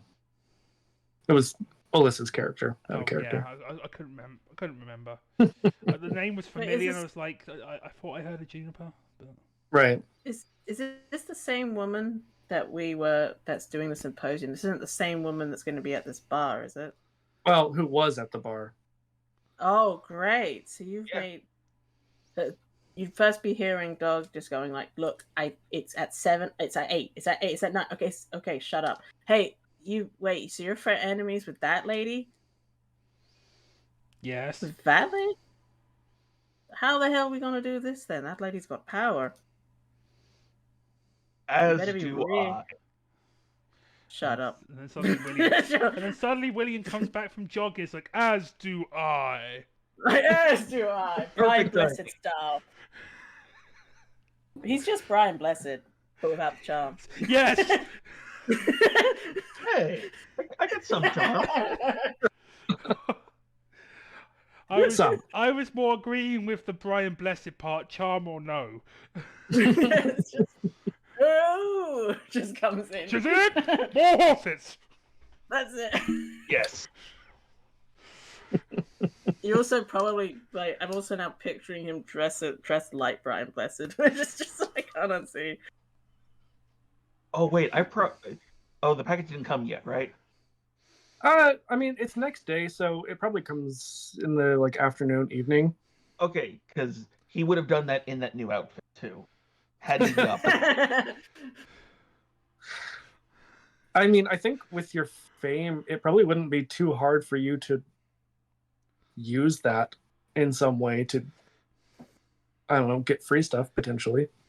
New style. Yeah. Just mixing it up, you know. Gotta change your content every once in a while. Brand of urban stealth camo. Makes you disappear in a crowd. Riff Raff would be the first person on board. So, Dungeon Raider lets you know that Janelle's husband is Jeremy King III. So, this is a business that has been around for a good number of years. Not quite as long as Pentex, because Pentex actually started with, I believe it's Endron oil, way back in like the 1800s. So they've been progressively getting more and more evil. King is probably pretty close to that age, though. I'll be right back.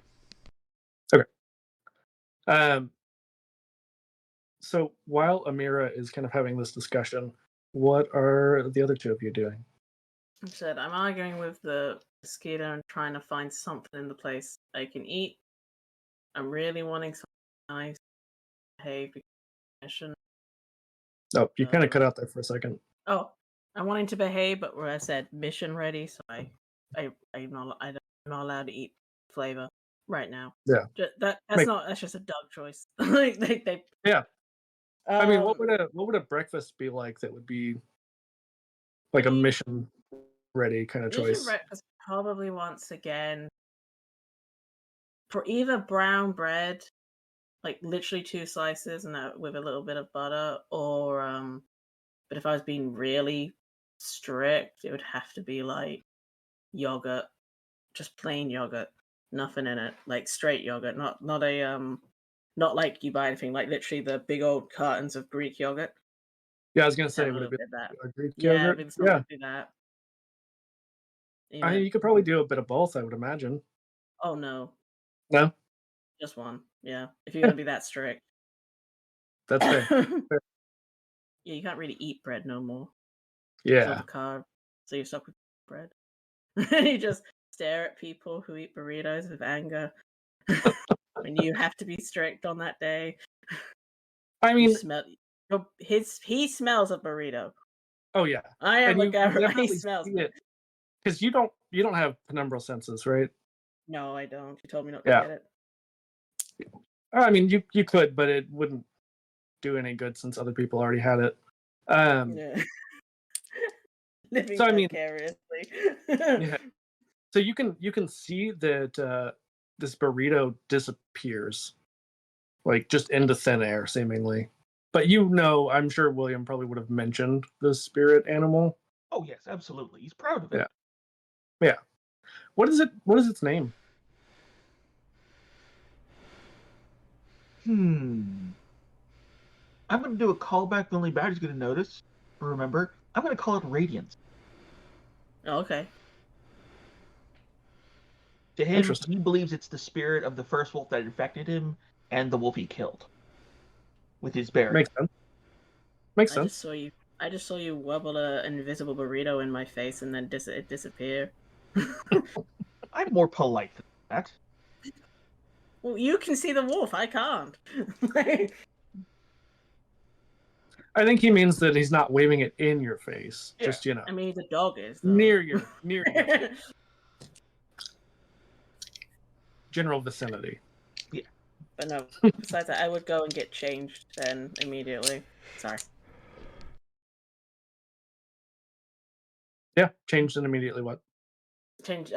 Just changed immediately and then be like, I said, thinking about like using both of their fame to get in, but then trying to see about escape routes or like ways I can get out and get them out, maybe. Just Yeah. like also if this woman, this place has cult stuff, like I probably ask I think like, okay, I'm sure I can probably get past that. Just mumbling to self now at this point while changing. William's going to try and figure out if there's a way he can conceal like a revolver on him. I mean, Right. Like a snub-nosed 38. Right. I know in some places it's common to have like metal detectors. Would Detroit be that kind of place that would have like metal detectors at a club? Possibly. Would we see it out? Would we be able to see it from the outside? Because then I could just put the gun away. Oh yeah. Usually, at least in my experience, usually whenever like a bar or club has metal detectors, it's usually like pretty obvious, especially like the line, and then they usually have like the towery things outside. Okay. So he's still gonna try, but if he sees a metal detector, he'll like sneak into the cushions of the car. Sure. He's still going to try to carry the knife. After all, it's a tool, not a weapon. Depends on, where you're at on the legal definition, but if an sure. officer asks him, it's a tool. I think a dog are judging you so much for just wanting to walk around with a gun. Yeah, I think in most places, if the blade is over 6 inches, then it's considered a weapon, and most Bowie knives would definitely be over 6 inches. He'll switch it out for the skinning knife. Sacrifices had to be made.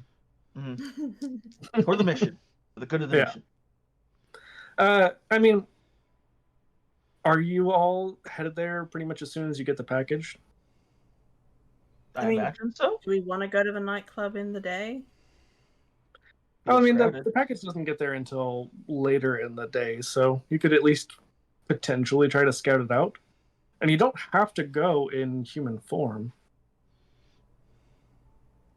I feel if we in Detroit. Well, so I was gonna say, like, one of the nice things about switching to lupus form is you can kind of choose within reason. Like, you could make yourself look like a dog. I mean, you could if you want, one of you could have painted my assistant animal. Wait, if I turn into a dog, do I get to keep my stuff on me? No. Damn. So the rite of dedication lets you keep your clothes, like one set of clothes. But yeah, as far as other stuff, also keep in mind, if and when you all go into the Umbra, you also cannot take things typically with you. Yeah, now, we did establish, like, Amira was able to take her cell phone because that is something that she probably would have had on whenever she got the rite of dedication done. Because that's a very common everyday thing.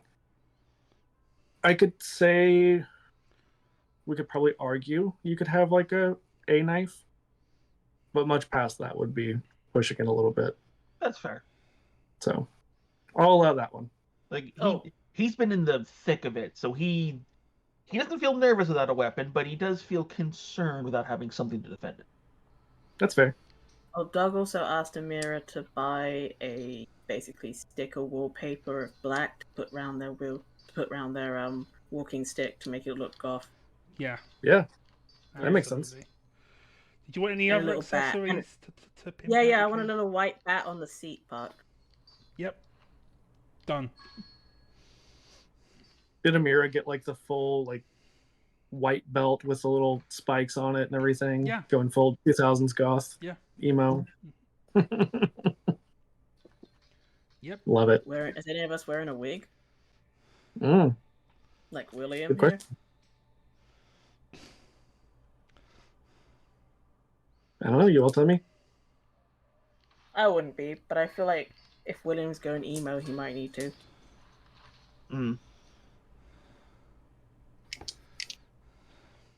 I like the idea of William being this like big, burly, manly man, but then also having like the emo swoop.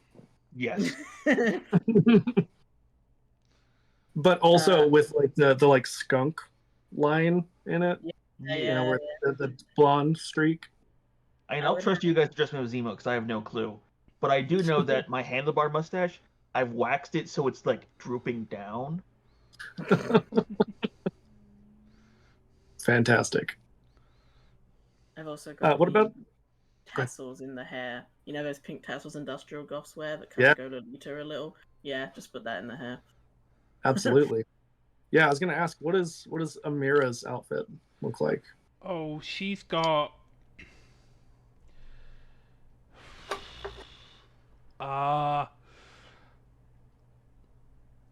she's definitely got a tight black dress on that goes just above her knees. Big spiky goth boots, bracelets, a collar, eyeshadow. Her hair is like one going down sort of one side of her head. She's kind of brushed it all to one side of her head. So she did the Haley Williams hair? Yeah. I'm here for it. You can definitely tell that I'm a millennial. It's fine. Everything's fine. I really thought you'd go like 80s, 90s Morticia Adams style. Like Close, pure buff. but not quite. Yeah.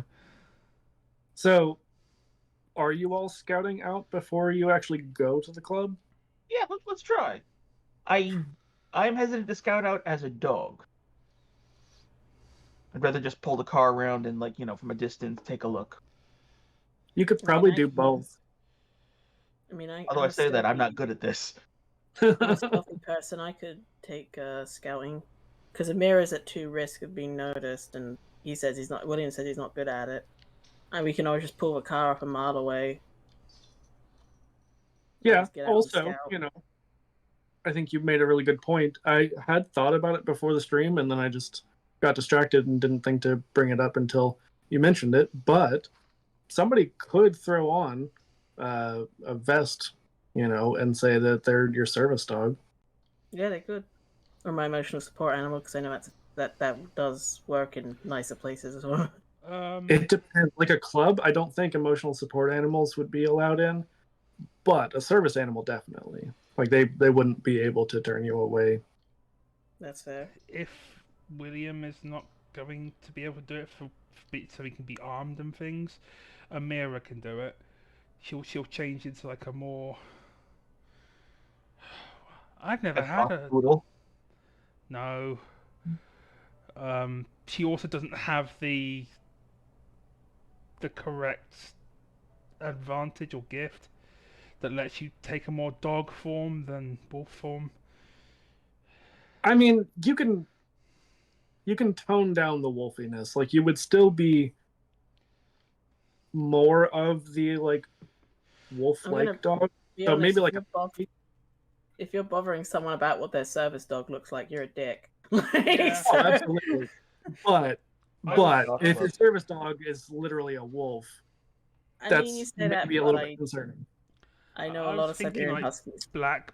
big black Labrador, maybe that might work. Yeah. Yeah, Well, cute. And I was gonna say like a husky would also make sense because it's close-ish, Mhm. but like a wolf, just the size difference between a husky and a wolf might be a little off-putting to people. But yeah, I'll go with a black lab. Yeah, I love it. So what is the plan, dog? Are you trying to get in, or are you just trying to go Well, up if we and were like gonna get a better look? if we were gonna do scouting first, I would recommend dog maybe just go alone and give a quick scout around, and then come back to the group as a human, like not going into lupus form as a human going around. Right. And then when we actually go in, if it seems like it's safe to enter, then Amira can make the choice if she wants to be a service dog or if she wants to be a person. And then, like, if we're worried about being noticed instantly, but I think it's best dog stays in human form. Yeah, and I do think there's a good logic to Amira going in initially as like a service dog whenever you do eventually go in, because then if you like go to the bathroom, go to like the I'm blanking on the name, but like the family bathroom basically, and then Amira changes back to human form, then they wouldn't have seen you come in. You would be less, I don't know, noticeable, I guess. Like they may not recognize your face as someone that they had screened to come into the bar.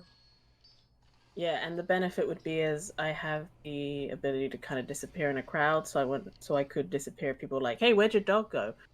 Yeah, absolutely. Yeah, because I imagine like somebody coming in with a service dog would be a little unusual at a club, depending on the club. So True. I'm sure that people would notice. People stare, but like the good thing is you're not supposed to go anywhere near a service dog, so no one's allowed to come Yeah. near us. Exactly. It a bit of a tangent, but it drives me absolutely nuts whenever people at my work, because I work in mental health, bring their service dogs and then let people pet them and just do whatever. I'm like, it's really not what you're supposed to be doing. But Not my problem. Anyway, yeah. So William, if you're going to kind of be visually scouting from a distance from the car, you do notice there's not a metal detector outside. Do I notice anything, any other kind of scans, or like, do the guards pat you down or anything? It does seem like they pat you down, especially like someone they may not know. Like you do see some people. Obviously, it's a little bit early, so there's not a lot of people going in. But you see some people that they don't even question, and they just let them in. Could be that some of them are employees. Could be, VIPs. It's hard to say. All right, all right. What else do I notice with like? Can I get a hint at the clientele they like to let in? I mean, definitely if you're not at a certain level of kind of goth or emo attire, then they're going to turn you away. Like anybody who comes dressed for like a more, I don't know, like hip hop kind of club, or somebody who comes in like just jeans or shorts or something like that, they just turn them away. And a lot of people just kind of laugh at them whenever that happens. And does it look like the three of us passed the bill? It seems like you might. You have enough black between all of you and enough spiky jewelry and Amira's big combat boots. All right, then I guess Dog and Amira are going. No, They're gonna I'm scout just a. going. No, I'm You're just just going going. with the scouter. Yeah, scouter, because I'm stealth is my build basically. Yeah. Okay, then I'll just make sure to keep an eye on your six to make sure you're not jumped or anything, or if they like react to you. Because if there's wards here, there might be people keeping an eye on those who might trigger them. Oh yeah, I'm not gonna break in. I'm just gonna be Oh yeah. better at looking around. Although I do have good larceny, but still. Yeah, no, dog's now just gonna walk up to the club, walk up to the view bit, uh, probably talk to anyone who's in line, saying like, "Hey, this bit, oh, is this a good time to come here?" So I'm not Are sure. you Go. are you dressed up? Sure. Like are you in your full Yes, goth? I am dressed up. Yeah. So this is a good time So because with my because like I can't really do later. Is this place like still good to go at this time? To a person who's waiting to go in line. so there's only a couple of people in line. They're like, it's my first time here. Probably not a bad time, I guess. Like it's not going to be a lot of people, but could be worse. And I probably would, while talking to him, probably see if I can get a little bit of a view in on the door. Right? It seems like as you look in, there is essentially like a hall that turns, so you're not able to actually see inside. And you also don't really hear any music, which could just be because it's too early, potentially. I would probably go, as I'm walking to see if there's a back entrance, I'd go by the security guy saying, "Yo, hey, I'm thinking of coming here later, but is it good to come now? You guys open? You got drinks, whatever?" Yeah, we're open, but I don't know. You might want to come back later. Like most people don't come this early. Well, yeah, but no, I'm not most people. I mean, like, are you guys okay with service animal? I need And like, they are you guys good with that? so there's two kind of guards at the door, and they just kind of glance at each other briefly, and they're like, "Yeah, I guess we can't stop you." That's grand. Thank you. I just bark Oh, playfully at them and wag my tail. From the car. yeah, it's like that's my. They're in there right now. I didn't want to scare people, bring them yet. Yeah, that's People probably weird smart. about them. Yeah. But that's okay then. No, grand. Do you guys like serve alcohol at this time? As you can see, I'm not from here, so I'm not sure. In Ireland, we have them. It's alcohol all day. I mean, yeah, it's open. You could go to the bar if you wanted. Ah, right. So, okay. Thank you. I do have a question. Am I allowed? Do you have a bathroom someone can use before entering? I really need to go. That's also why I Bathrooms are stopped here. customers only. I mean, I'm gonna come back as a customer. Is there any chance? We got really strict rules on that. Oh, no problem. Do you know of any place nearby that has a bathroom? And they just like look at each other and both kind of shrug. Boy. All right. Well, I'll be back in a little while then with the dog once I find somewhere then. Right. And I'm gonna leave, and then as I'm leaving, I'm gonna check see if there's a side way, kind of like I'm gonna go pee down the alley. Yeah. Uh, there's definitely some like service entrance kind of stuff that you assume is like where employees usually would go in. Um, are you going very far down the alley? Yeah, a little bit. I'm going to what looks like a good peeing corner when Sure. rats do that, you know. Yeah. Why don't you give me dexterity and stealth? Okay, how do I roll that? So how many points do you have in dexterity? Oh wait, I'm looking at yours. 4. So Also, my stealth's meant to be 2 and my melee's meant to be 1. I don't know why it's the other way around. okay. Is that Good to okay? know. Sorry Yeah. about that. Yeah, totally fine. Yeah, so you would have a total of 6 dice, and because your rage is at 2, you would replace 2 of them. So if you want to roll like 4 and then 2 separately, Okay. probably the easiest way to do it. Did you say roll 4 then 2 separately? Yeah. Okay, I got the first 4 are an 8, a 2, a 6, and a 3. Okay, so 2 successes. And then just 2 separately, you said? Yep. 8 and a 5. Okay, so another success.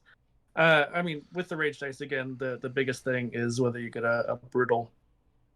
Which, just fun fact, if you're in combat or if you're otherwise trying to harm something, brutal is actually a good result. It does essentially like more savage, more brutal kind of damage.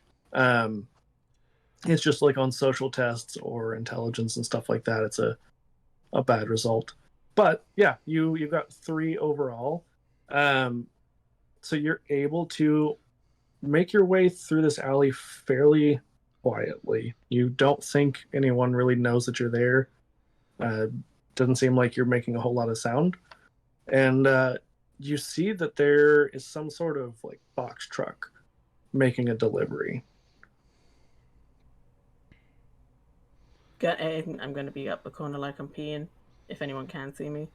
But keeping an eye to see what the hell's coming out of that truck.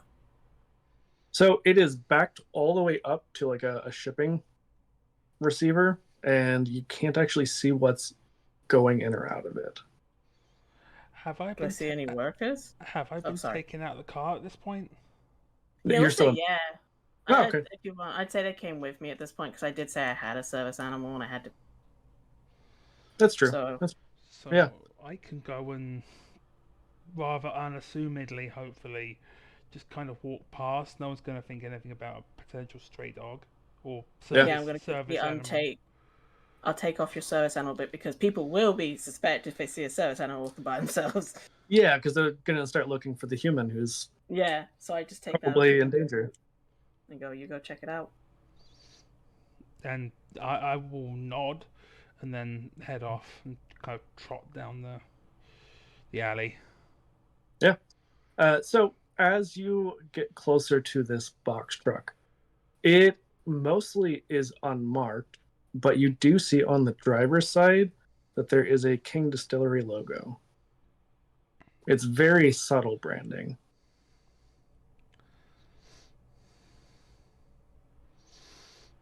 Okay.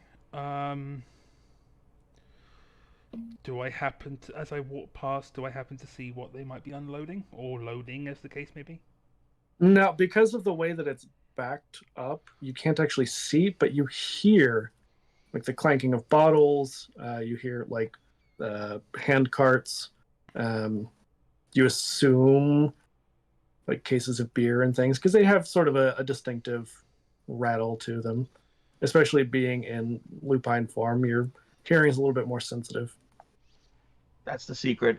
They're selling radioactive waste as booze. That's It's how they worse than dispose of it. It's worse than that. Does Amir see at least the entrance that they're going into the pub?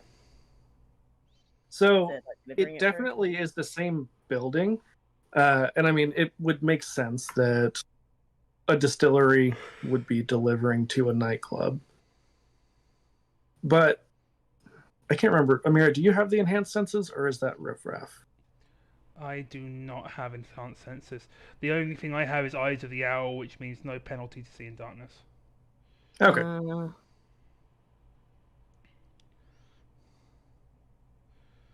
me see. Okay, yeah. You smell something because dogs have a much stronger nose than humans. It smells like blood mixed with chemicals.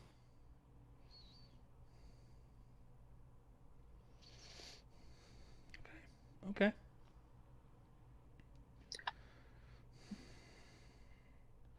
You also get a very subtle whiff of worm corruption. I grit my teeth, but I don't bare them. I don't growl, for that matter. Right. Worm corruption? Yeah, Jeremy King's run by the Worms, the old Worm. They run the most scariest company. Yeah. So I don't know how much of this crosses over into Hunter, but in Werewolf especially, there's kind of a triumvirate.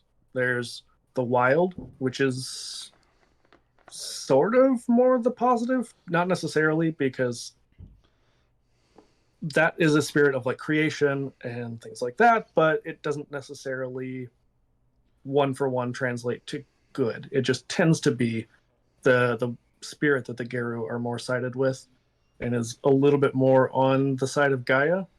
Like Gaia is kind of, I don't want to say the all powerful spirit, but to Geru, essentially the all powerful, most important spirit. So the Wild is like a less powerful, and then all in that same triumvirate, there is the Weaver, which Geru would definitely know. Like this is not something that isn't discussed. The Weaver used to be sort of a neutral figure. It is mostly seen in sort of like a spider form, and a lot of its spirits have spider-like appearance. It is the spirit of like order, and a lot of times it's associated with humans because humans, build houses and create things that are a little bit more orderly. We try to get rid of the chaos and solve these problems. So it used to be a very neutral to potentially positive thing. But over time, it went mad with its power. It entrapped the worm, which was not evil per se, but the worm was the spirit of destruction.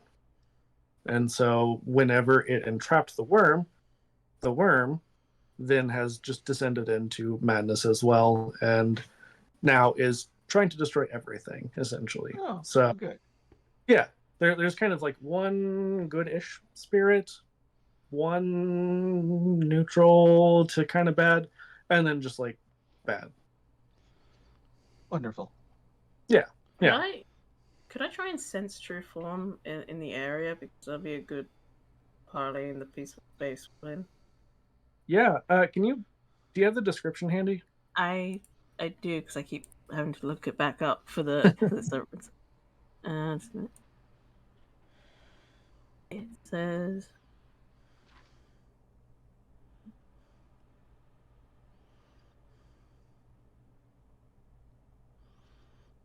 Come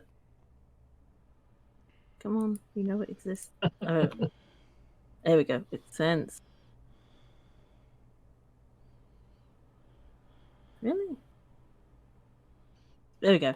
I'm able to smell the true nature of anyone they meet, softly, literally sniffing out an individual's form unless they met them before.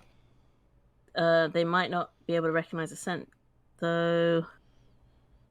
Though a vulture spirit grants a gift, and it says it renown wisdom costs 1 willpower. It's a free action. Its pull is wits plus wisdom, and it says I Okay. make a wits plus wisdom test against difficulty depending on the creature faced. Detecting a fellow Geralt is 2. Kin or first is free unless something's almost indistinguishable from a mundane human. Such a sorcerer might be at difficulty 5. Vampires somewhere between difficulty 2 and 4, depending on whether they active stuff. Basically that. And then I can, depending on whether they are actively masquerading as a mortal and their general level of monstrosity. And I can use it in any form. Yeah, give me that test then. How do I Let's do see. the test? You said wits and Wit plus wisdom. wits plus wisdom. Okay. Let's see. So that's 3 and 3 and 2. Okay. So yeah, roll the 3 and then roll the 2 separate. Okay. All d10s again? Right. Yep. Roll 3.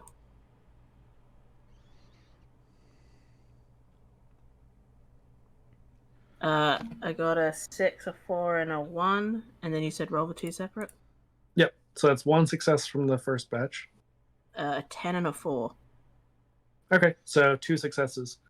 And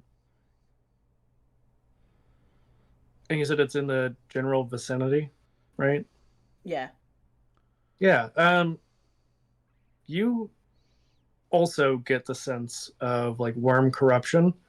It's a little hard to tell what exactly it is, but you think that it is likely some sort of worm spirit. Okay. Detecting worm spirits in the spirits.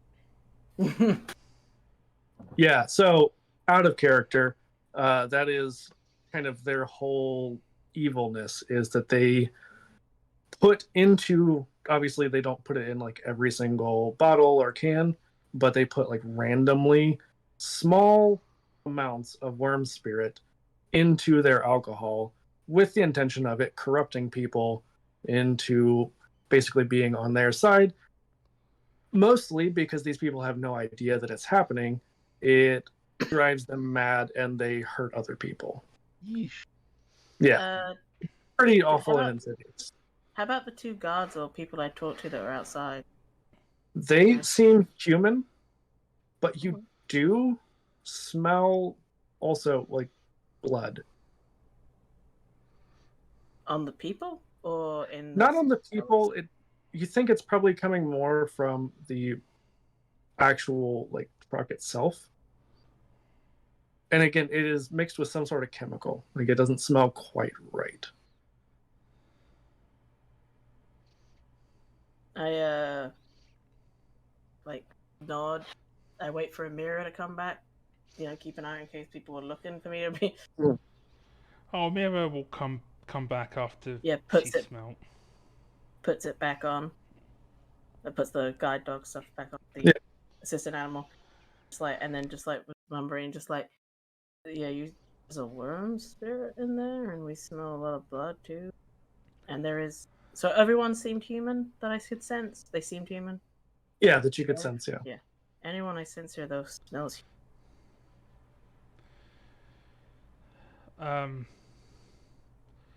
Amira cannot really communicate. You could still like nod though. Amira will nod in agreement, but she can't easily pass on the blood in the smell of blood and chemicals thing. But Doug mentioned that, so I mean, she would know that Yeah. you're all kind of on the same page. Yeah. When Dog mentions that, Amira will turn and point a paw towards the truck. Oh, and good then girl. and then tap her nose. I'm just picturing the dog. Yeah, just. And then Also, I'd head back to the car at this point. yeah. And Rye, I don't know if you saw, but Aaron gave you an inspiration, Oh, cool. so it'll be a bonus die Why to your not? Oh, next and I roll. also nice. Also, as I'm heading in the car, I like waving, doing the friendly, doing the patty. Oh, I found the toilet. Till I'm just like, don't head down there. That wall ain't friendly. Ah, Amazing. They're just like, okay, yeah, cool. So you head back to the car, and I assume you're filling in your companion. Yeah. I imagine we all are, right? Yeah. No metal detector as far as I could see. Good. Yeah. They also didn't want us to really go in right now. But they are I mean, they serving. did say you could, but Yeah. They said they got strict rules about who can come in, but that's not a shock. The more concern is what I sensed over. Hmm? Wyrm spirit. Like in the booze, there's like blood and it's got that taint of the worm. But then there's also like it's like a worm spirit thing, and it sounds like you've noticed something, Amira. yeah. I smelt blood and chemicals, and the truck had the King Brewery's logo on it. It was hard to make out. It was very kind of subtle, but it had it on the driver's side door. You think we're dealing with a full-on whistleblower here?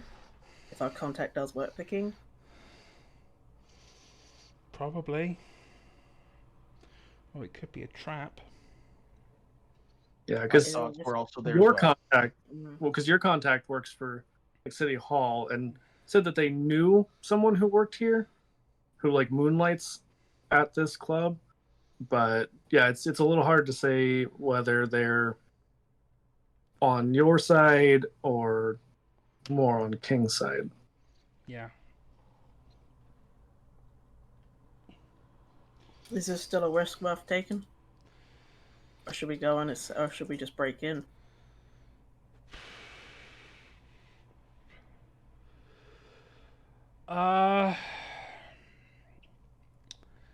At this point, I would still take the risk. Alright. We'll worry about breaking things if there's a problem. Well, William, they got strict coding, so you might not want to carry nothing with you. So they got really strict rules at that place. They wouldn't even let me go to the bathroom. Okay. Fine.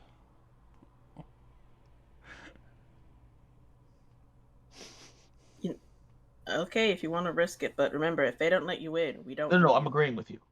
Oh, sorry. I thought you were saying I'll be fine. No, he said, "Oh, poppycock." I didn't hear that. At least that's what I thought. I heard. Yes. That was it. Okay. Good.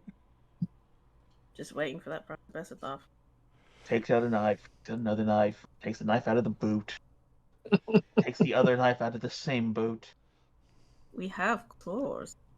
And I also take out my gardening tools.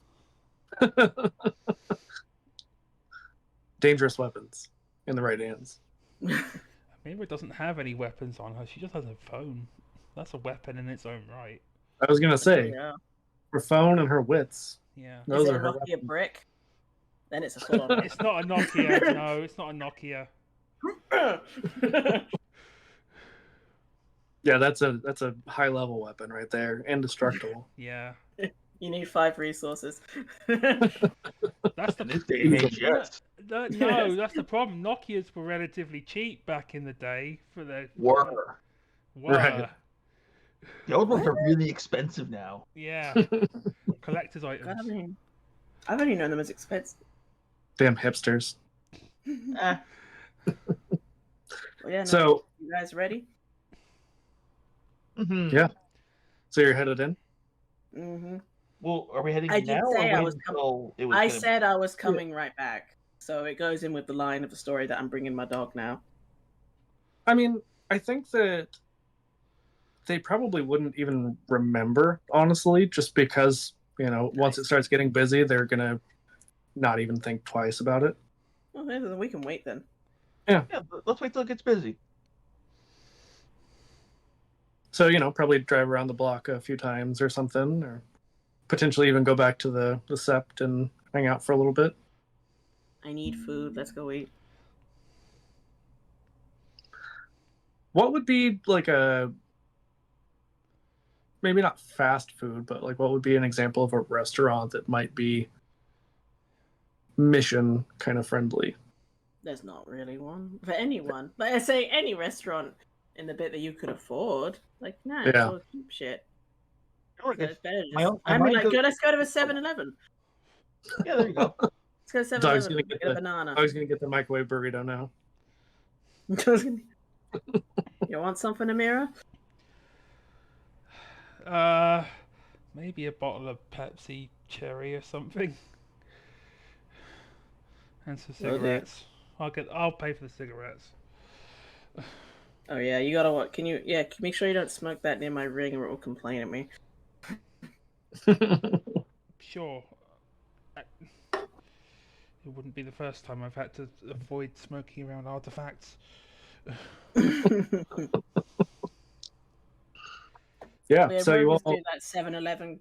When you're waiting in a car, doing the worst stakeout. Mhm. Like just down the street slightly. Yeah. Not the first time that our group has done a really bad job doing a stakeout. We're doing fine. Yeah, totally fine. So you all kill some time hanging out in the car. You eventually are able to make your way to the club. It is not quite at like capacity yet, but it's getting kind of busy. Yeah. Obviously you see people of all different types of goth. As we said, there's a lot of different types of goth. You do notice that there are a number of especially pale looking people, but it's a goth club. It's not that unusual. It's hard to say how much of it is just they don't go out in the sun, how much of it is makeup. Who knows? But you are able to get in pretty easily. You're all dressed the part. No one really questions it. We're dressed to And- the 9-inch nails. Exactly. Exactly. And you all make your way in, and it is very clear, Doug, from before, you couldn't hear any music. As you are waiting outside, the music is very loud. You can hear like the thrum of the bass from the line. And it is almost deafening as you make it inside because it's a club. They don't expect you to have a lot of conversation. And as you enter, there's kind of this sense that something's not quite right. Whoever has the highest wits and awareness, if you want to give me a roll, I think it's probably five. Mira. Awareness. You have 5 and what? Wits and awareness. Yeah, I think it's probably Amira unless Yeah, I William. got 3 in wits, nothing in awareness. Could I use sense danger? Sure.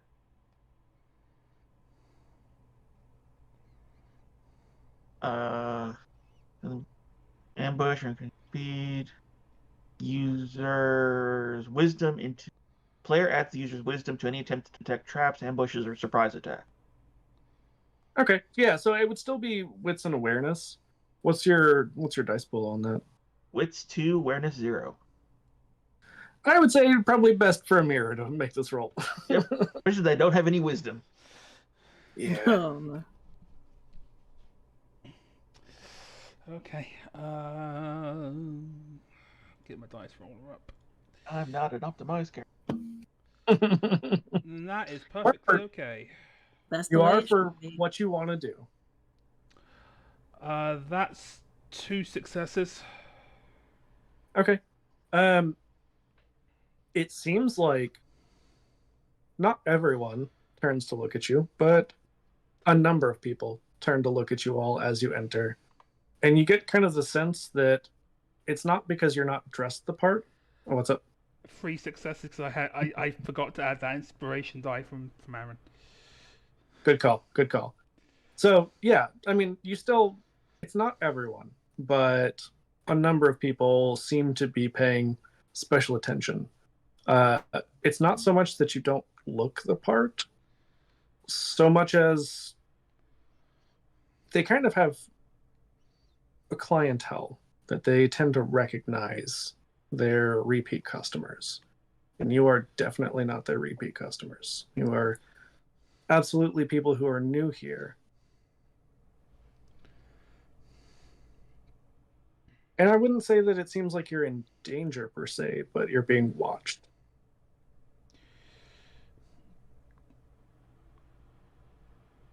I'm trying to think how to convey that to the others in such a loud environment. Right. Text it to us. I would probably when we went. I probably think when we went in, assistance dogs are the one you'd have a bit probably just scratch the floor like twice or something of it to like. Oh yeah, I mean, or Amira, point as a dog. Do a dog pointing. Yeah. Which is Oh, like so right. point with your nose. I was gonna say, Amira, did you go in? Or I'll Memphis take you to the Film? bathroom and separate. Yeah. And I would probably just say, "Oh, come on, girl, I need the bathroom." Yeah. And go to someone. Where's the bathroom? Oh, the toilet. The toilet. Yeah, the they're toilet. able to. They're eventually able to kind of figure out what you're saying over all of the music, and point in that direction. So yeah, heading into the disabled toilets, and then you can lock the door and you can revert back. Yeah. And yeah, Mira reverts back into her currently goth form. Okay, we're being watched. Like not like they're gonna suddenly pounce us or anything, but I definitely feel like that we are new fish in a very big pond, and they have got eyes on us because we're not regulars. So just, we may have to name drop Amethyst at some point to get a bit of recognition or cred, so they leave us so we don't get watched. Honestly, so much. I think the best move here would be to act fast. We should straight up ask for her. Get this over and done with. If Yeah. it's a trap or not. Yeah, exactly. We can't total. Just could check if there are any. We did check. We know, are there any other exits? There was just a service one, wasn't there, in the main? And the exit where the box truck was. It's loud here, so some workers may have left it a little ajar for smoking, so we have that way out potentially. I said I can disappear in a crowd if we need, but yeah, no, let's just. You're in human form now. It's not gonna. People aren't paying attention, but we're being watched. People are gonna notice I don't have a service dog right now, so I can turn back. maybe you could. I'll ask for Amethyst, maybe. Yeah. Or hey, how about our famous boy here? I'm not in the bathroom with you guys. Yeah, opens the bathroom bit when you went outside and pulls you in. People bang in the bathroom. Yeah, Oh, yeah. I've seen it. Yeah, I was gonna say this is a goth club. It's probably not that weird. I mean, security might be a little bit upset if they notice, but people are watching. We gotta move. So we have a choice. Find this Amethyst, get her out. Yeah, but we either choose if Amira goes into human form because they're watching us, they're gonna notice her changing, or you use your star power to get yourself without an Amethyst. I live to use my star power. Good. Then I'll go back into my wolf doggy form, and I will say, William, you would probably know a goth club might not be your people. It's true. I mean, not to say that goths can't like conservation or hunting or both, but they might not be generally your people. Oh, absolutely. But I have an intelligence of 1. I think the others would probably have at least somewhat of a sense of that as well. Wait, would I be known a bit more? This is a golf club. Potentially. I mean, maybe not. 2 dots in fame. Yeah, maybe not by like face, but by name. Yeah, I could just say, dog's here with a gift. For Amethyst. I'm also, yeah, for Amethyst, yeah. I mean, who wouldn't at a golf club want to supply some fun time? That's true. That's true. William, I'll just put like William and do the arm thing, like when you've got you're kind of there together, but you also could just be drunk, having a friend helping you. Right. So I'll just head out. Okay. Amira, are you? Yeah, I was gonna say, Amira, are you staying human or are you back to Lupus? Okay. Back to Lupus. All right. So, dog, you make your way over to the bar, I assume. Yeah, with William in arm and Amira leading. Yeah. I'm gonna have you give me a charisma and manipulation roll, please. So let me see where's manipulation.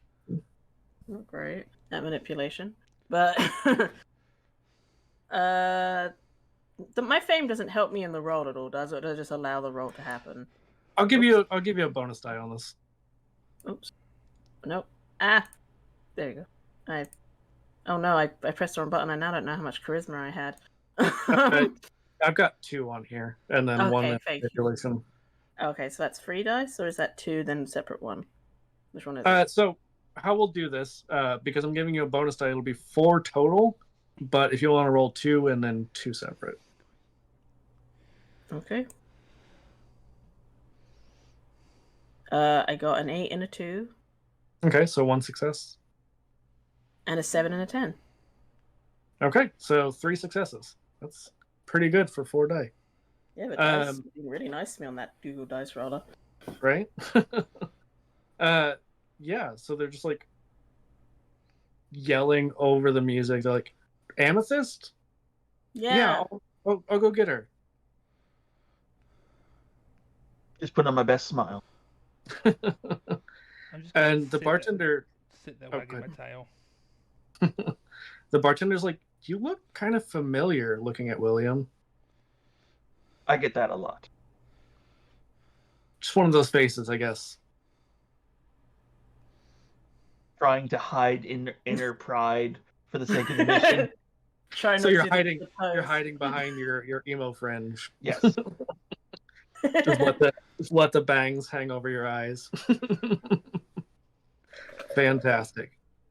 So they go. I mean, there's a couple of other bartenders. It's a fairly busy club, and this one goes back into the back. And as the song changes, you see from the VIP area, which is like on an upper balcony, like a mezzanine almost, this almost ethereal looking woman, very thin, very graceful movements, start to descend this spiral staircase and makes a beeline for the 3 of you. And that's where we're going to end this session, because this has been kind of a long one. So, thank you all for coming and watching. Thank you all for coming and playing. It's been a lot of fun, and I'm excited for next week and how this can all go wrong. Well, it's a shame we don't have Riff Raff here, because I have several ideas how it will go wrong with Riff Raff here. Right? Love you, Woody. Love you to pieces, Woody. We miss you. Absolutely. That'll be fine. I'll just punch her. Totally fine. That always. You just had Riff Raff. Fucking William just goes himbo. Is like, Frat. What you don't know is that underneath my goth outfit is my normal plaid hunter's outfit, and I am ready to just tear this off at a moment's notice. Just full on superhero. Tears it off, and there's fucking Clayton. Yes, I have got to. I'm definitely getting a Google bit of a goth haircut and just putting it on Brian Blessed. Let's say that's what it. If that I'm doesn't here. already exist, it should. It might. It very well might. So, anybody got anything they want to plug before we head out? Yeah, check out go onto my Twitter or Blue Sky at Aurelius18 if you want to see good art or disability mobility items. Like the artifact I'm using is already created and free for anyone to have. Yeah, and It I've says got your Pathfinder tree in the too. chat. Yeah, and hippie, you should Oh yeah, do you your can go Twitch. to True Hippie on Twitch, and you can catch me playing the new Yakuza game, It's so Nice. fun. Infinite Wealth. Right? Got anything? I don't at the moment. At some point, I will pick up another game or something and start streaming it. But right now, I'm focusing on my schoolwork. Absolutely valid. I followed you though. Treat your It's one schoolwork. more Give answers to your other students. Makes sense. Yeah, so I guess I should probably plug my own stuff at some point. So tomorrow at 11:30 EST AM, because I stream Sunday mornings usually. I don't know what yet, but I usually do solo TTRPG Sundays. So come check that out here on my channel. Tuesday we would normally have our Chaotic Academia, but because it's Kayla's birthday and it was my birthday yesterday, we're Hey, not congrats. Oh, doing. happy late birthday. Hey, thanks. Yeah, so we're not doing our Tuesday game, but I think Aaron and I and Alana are going to be playing a little 3-person TTRPG where I may or may not be playing the ghost of a werewolf. So it's not Yeah. Werewolf the Apocalypse, but it'll be something. Other than that, next week is kind of a quiet week, but we'll be back here next Saturday, and we'll be playing some more werewolf. Bye.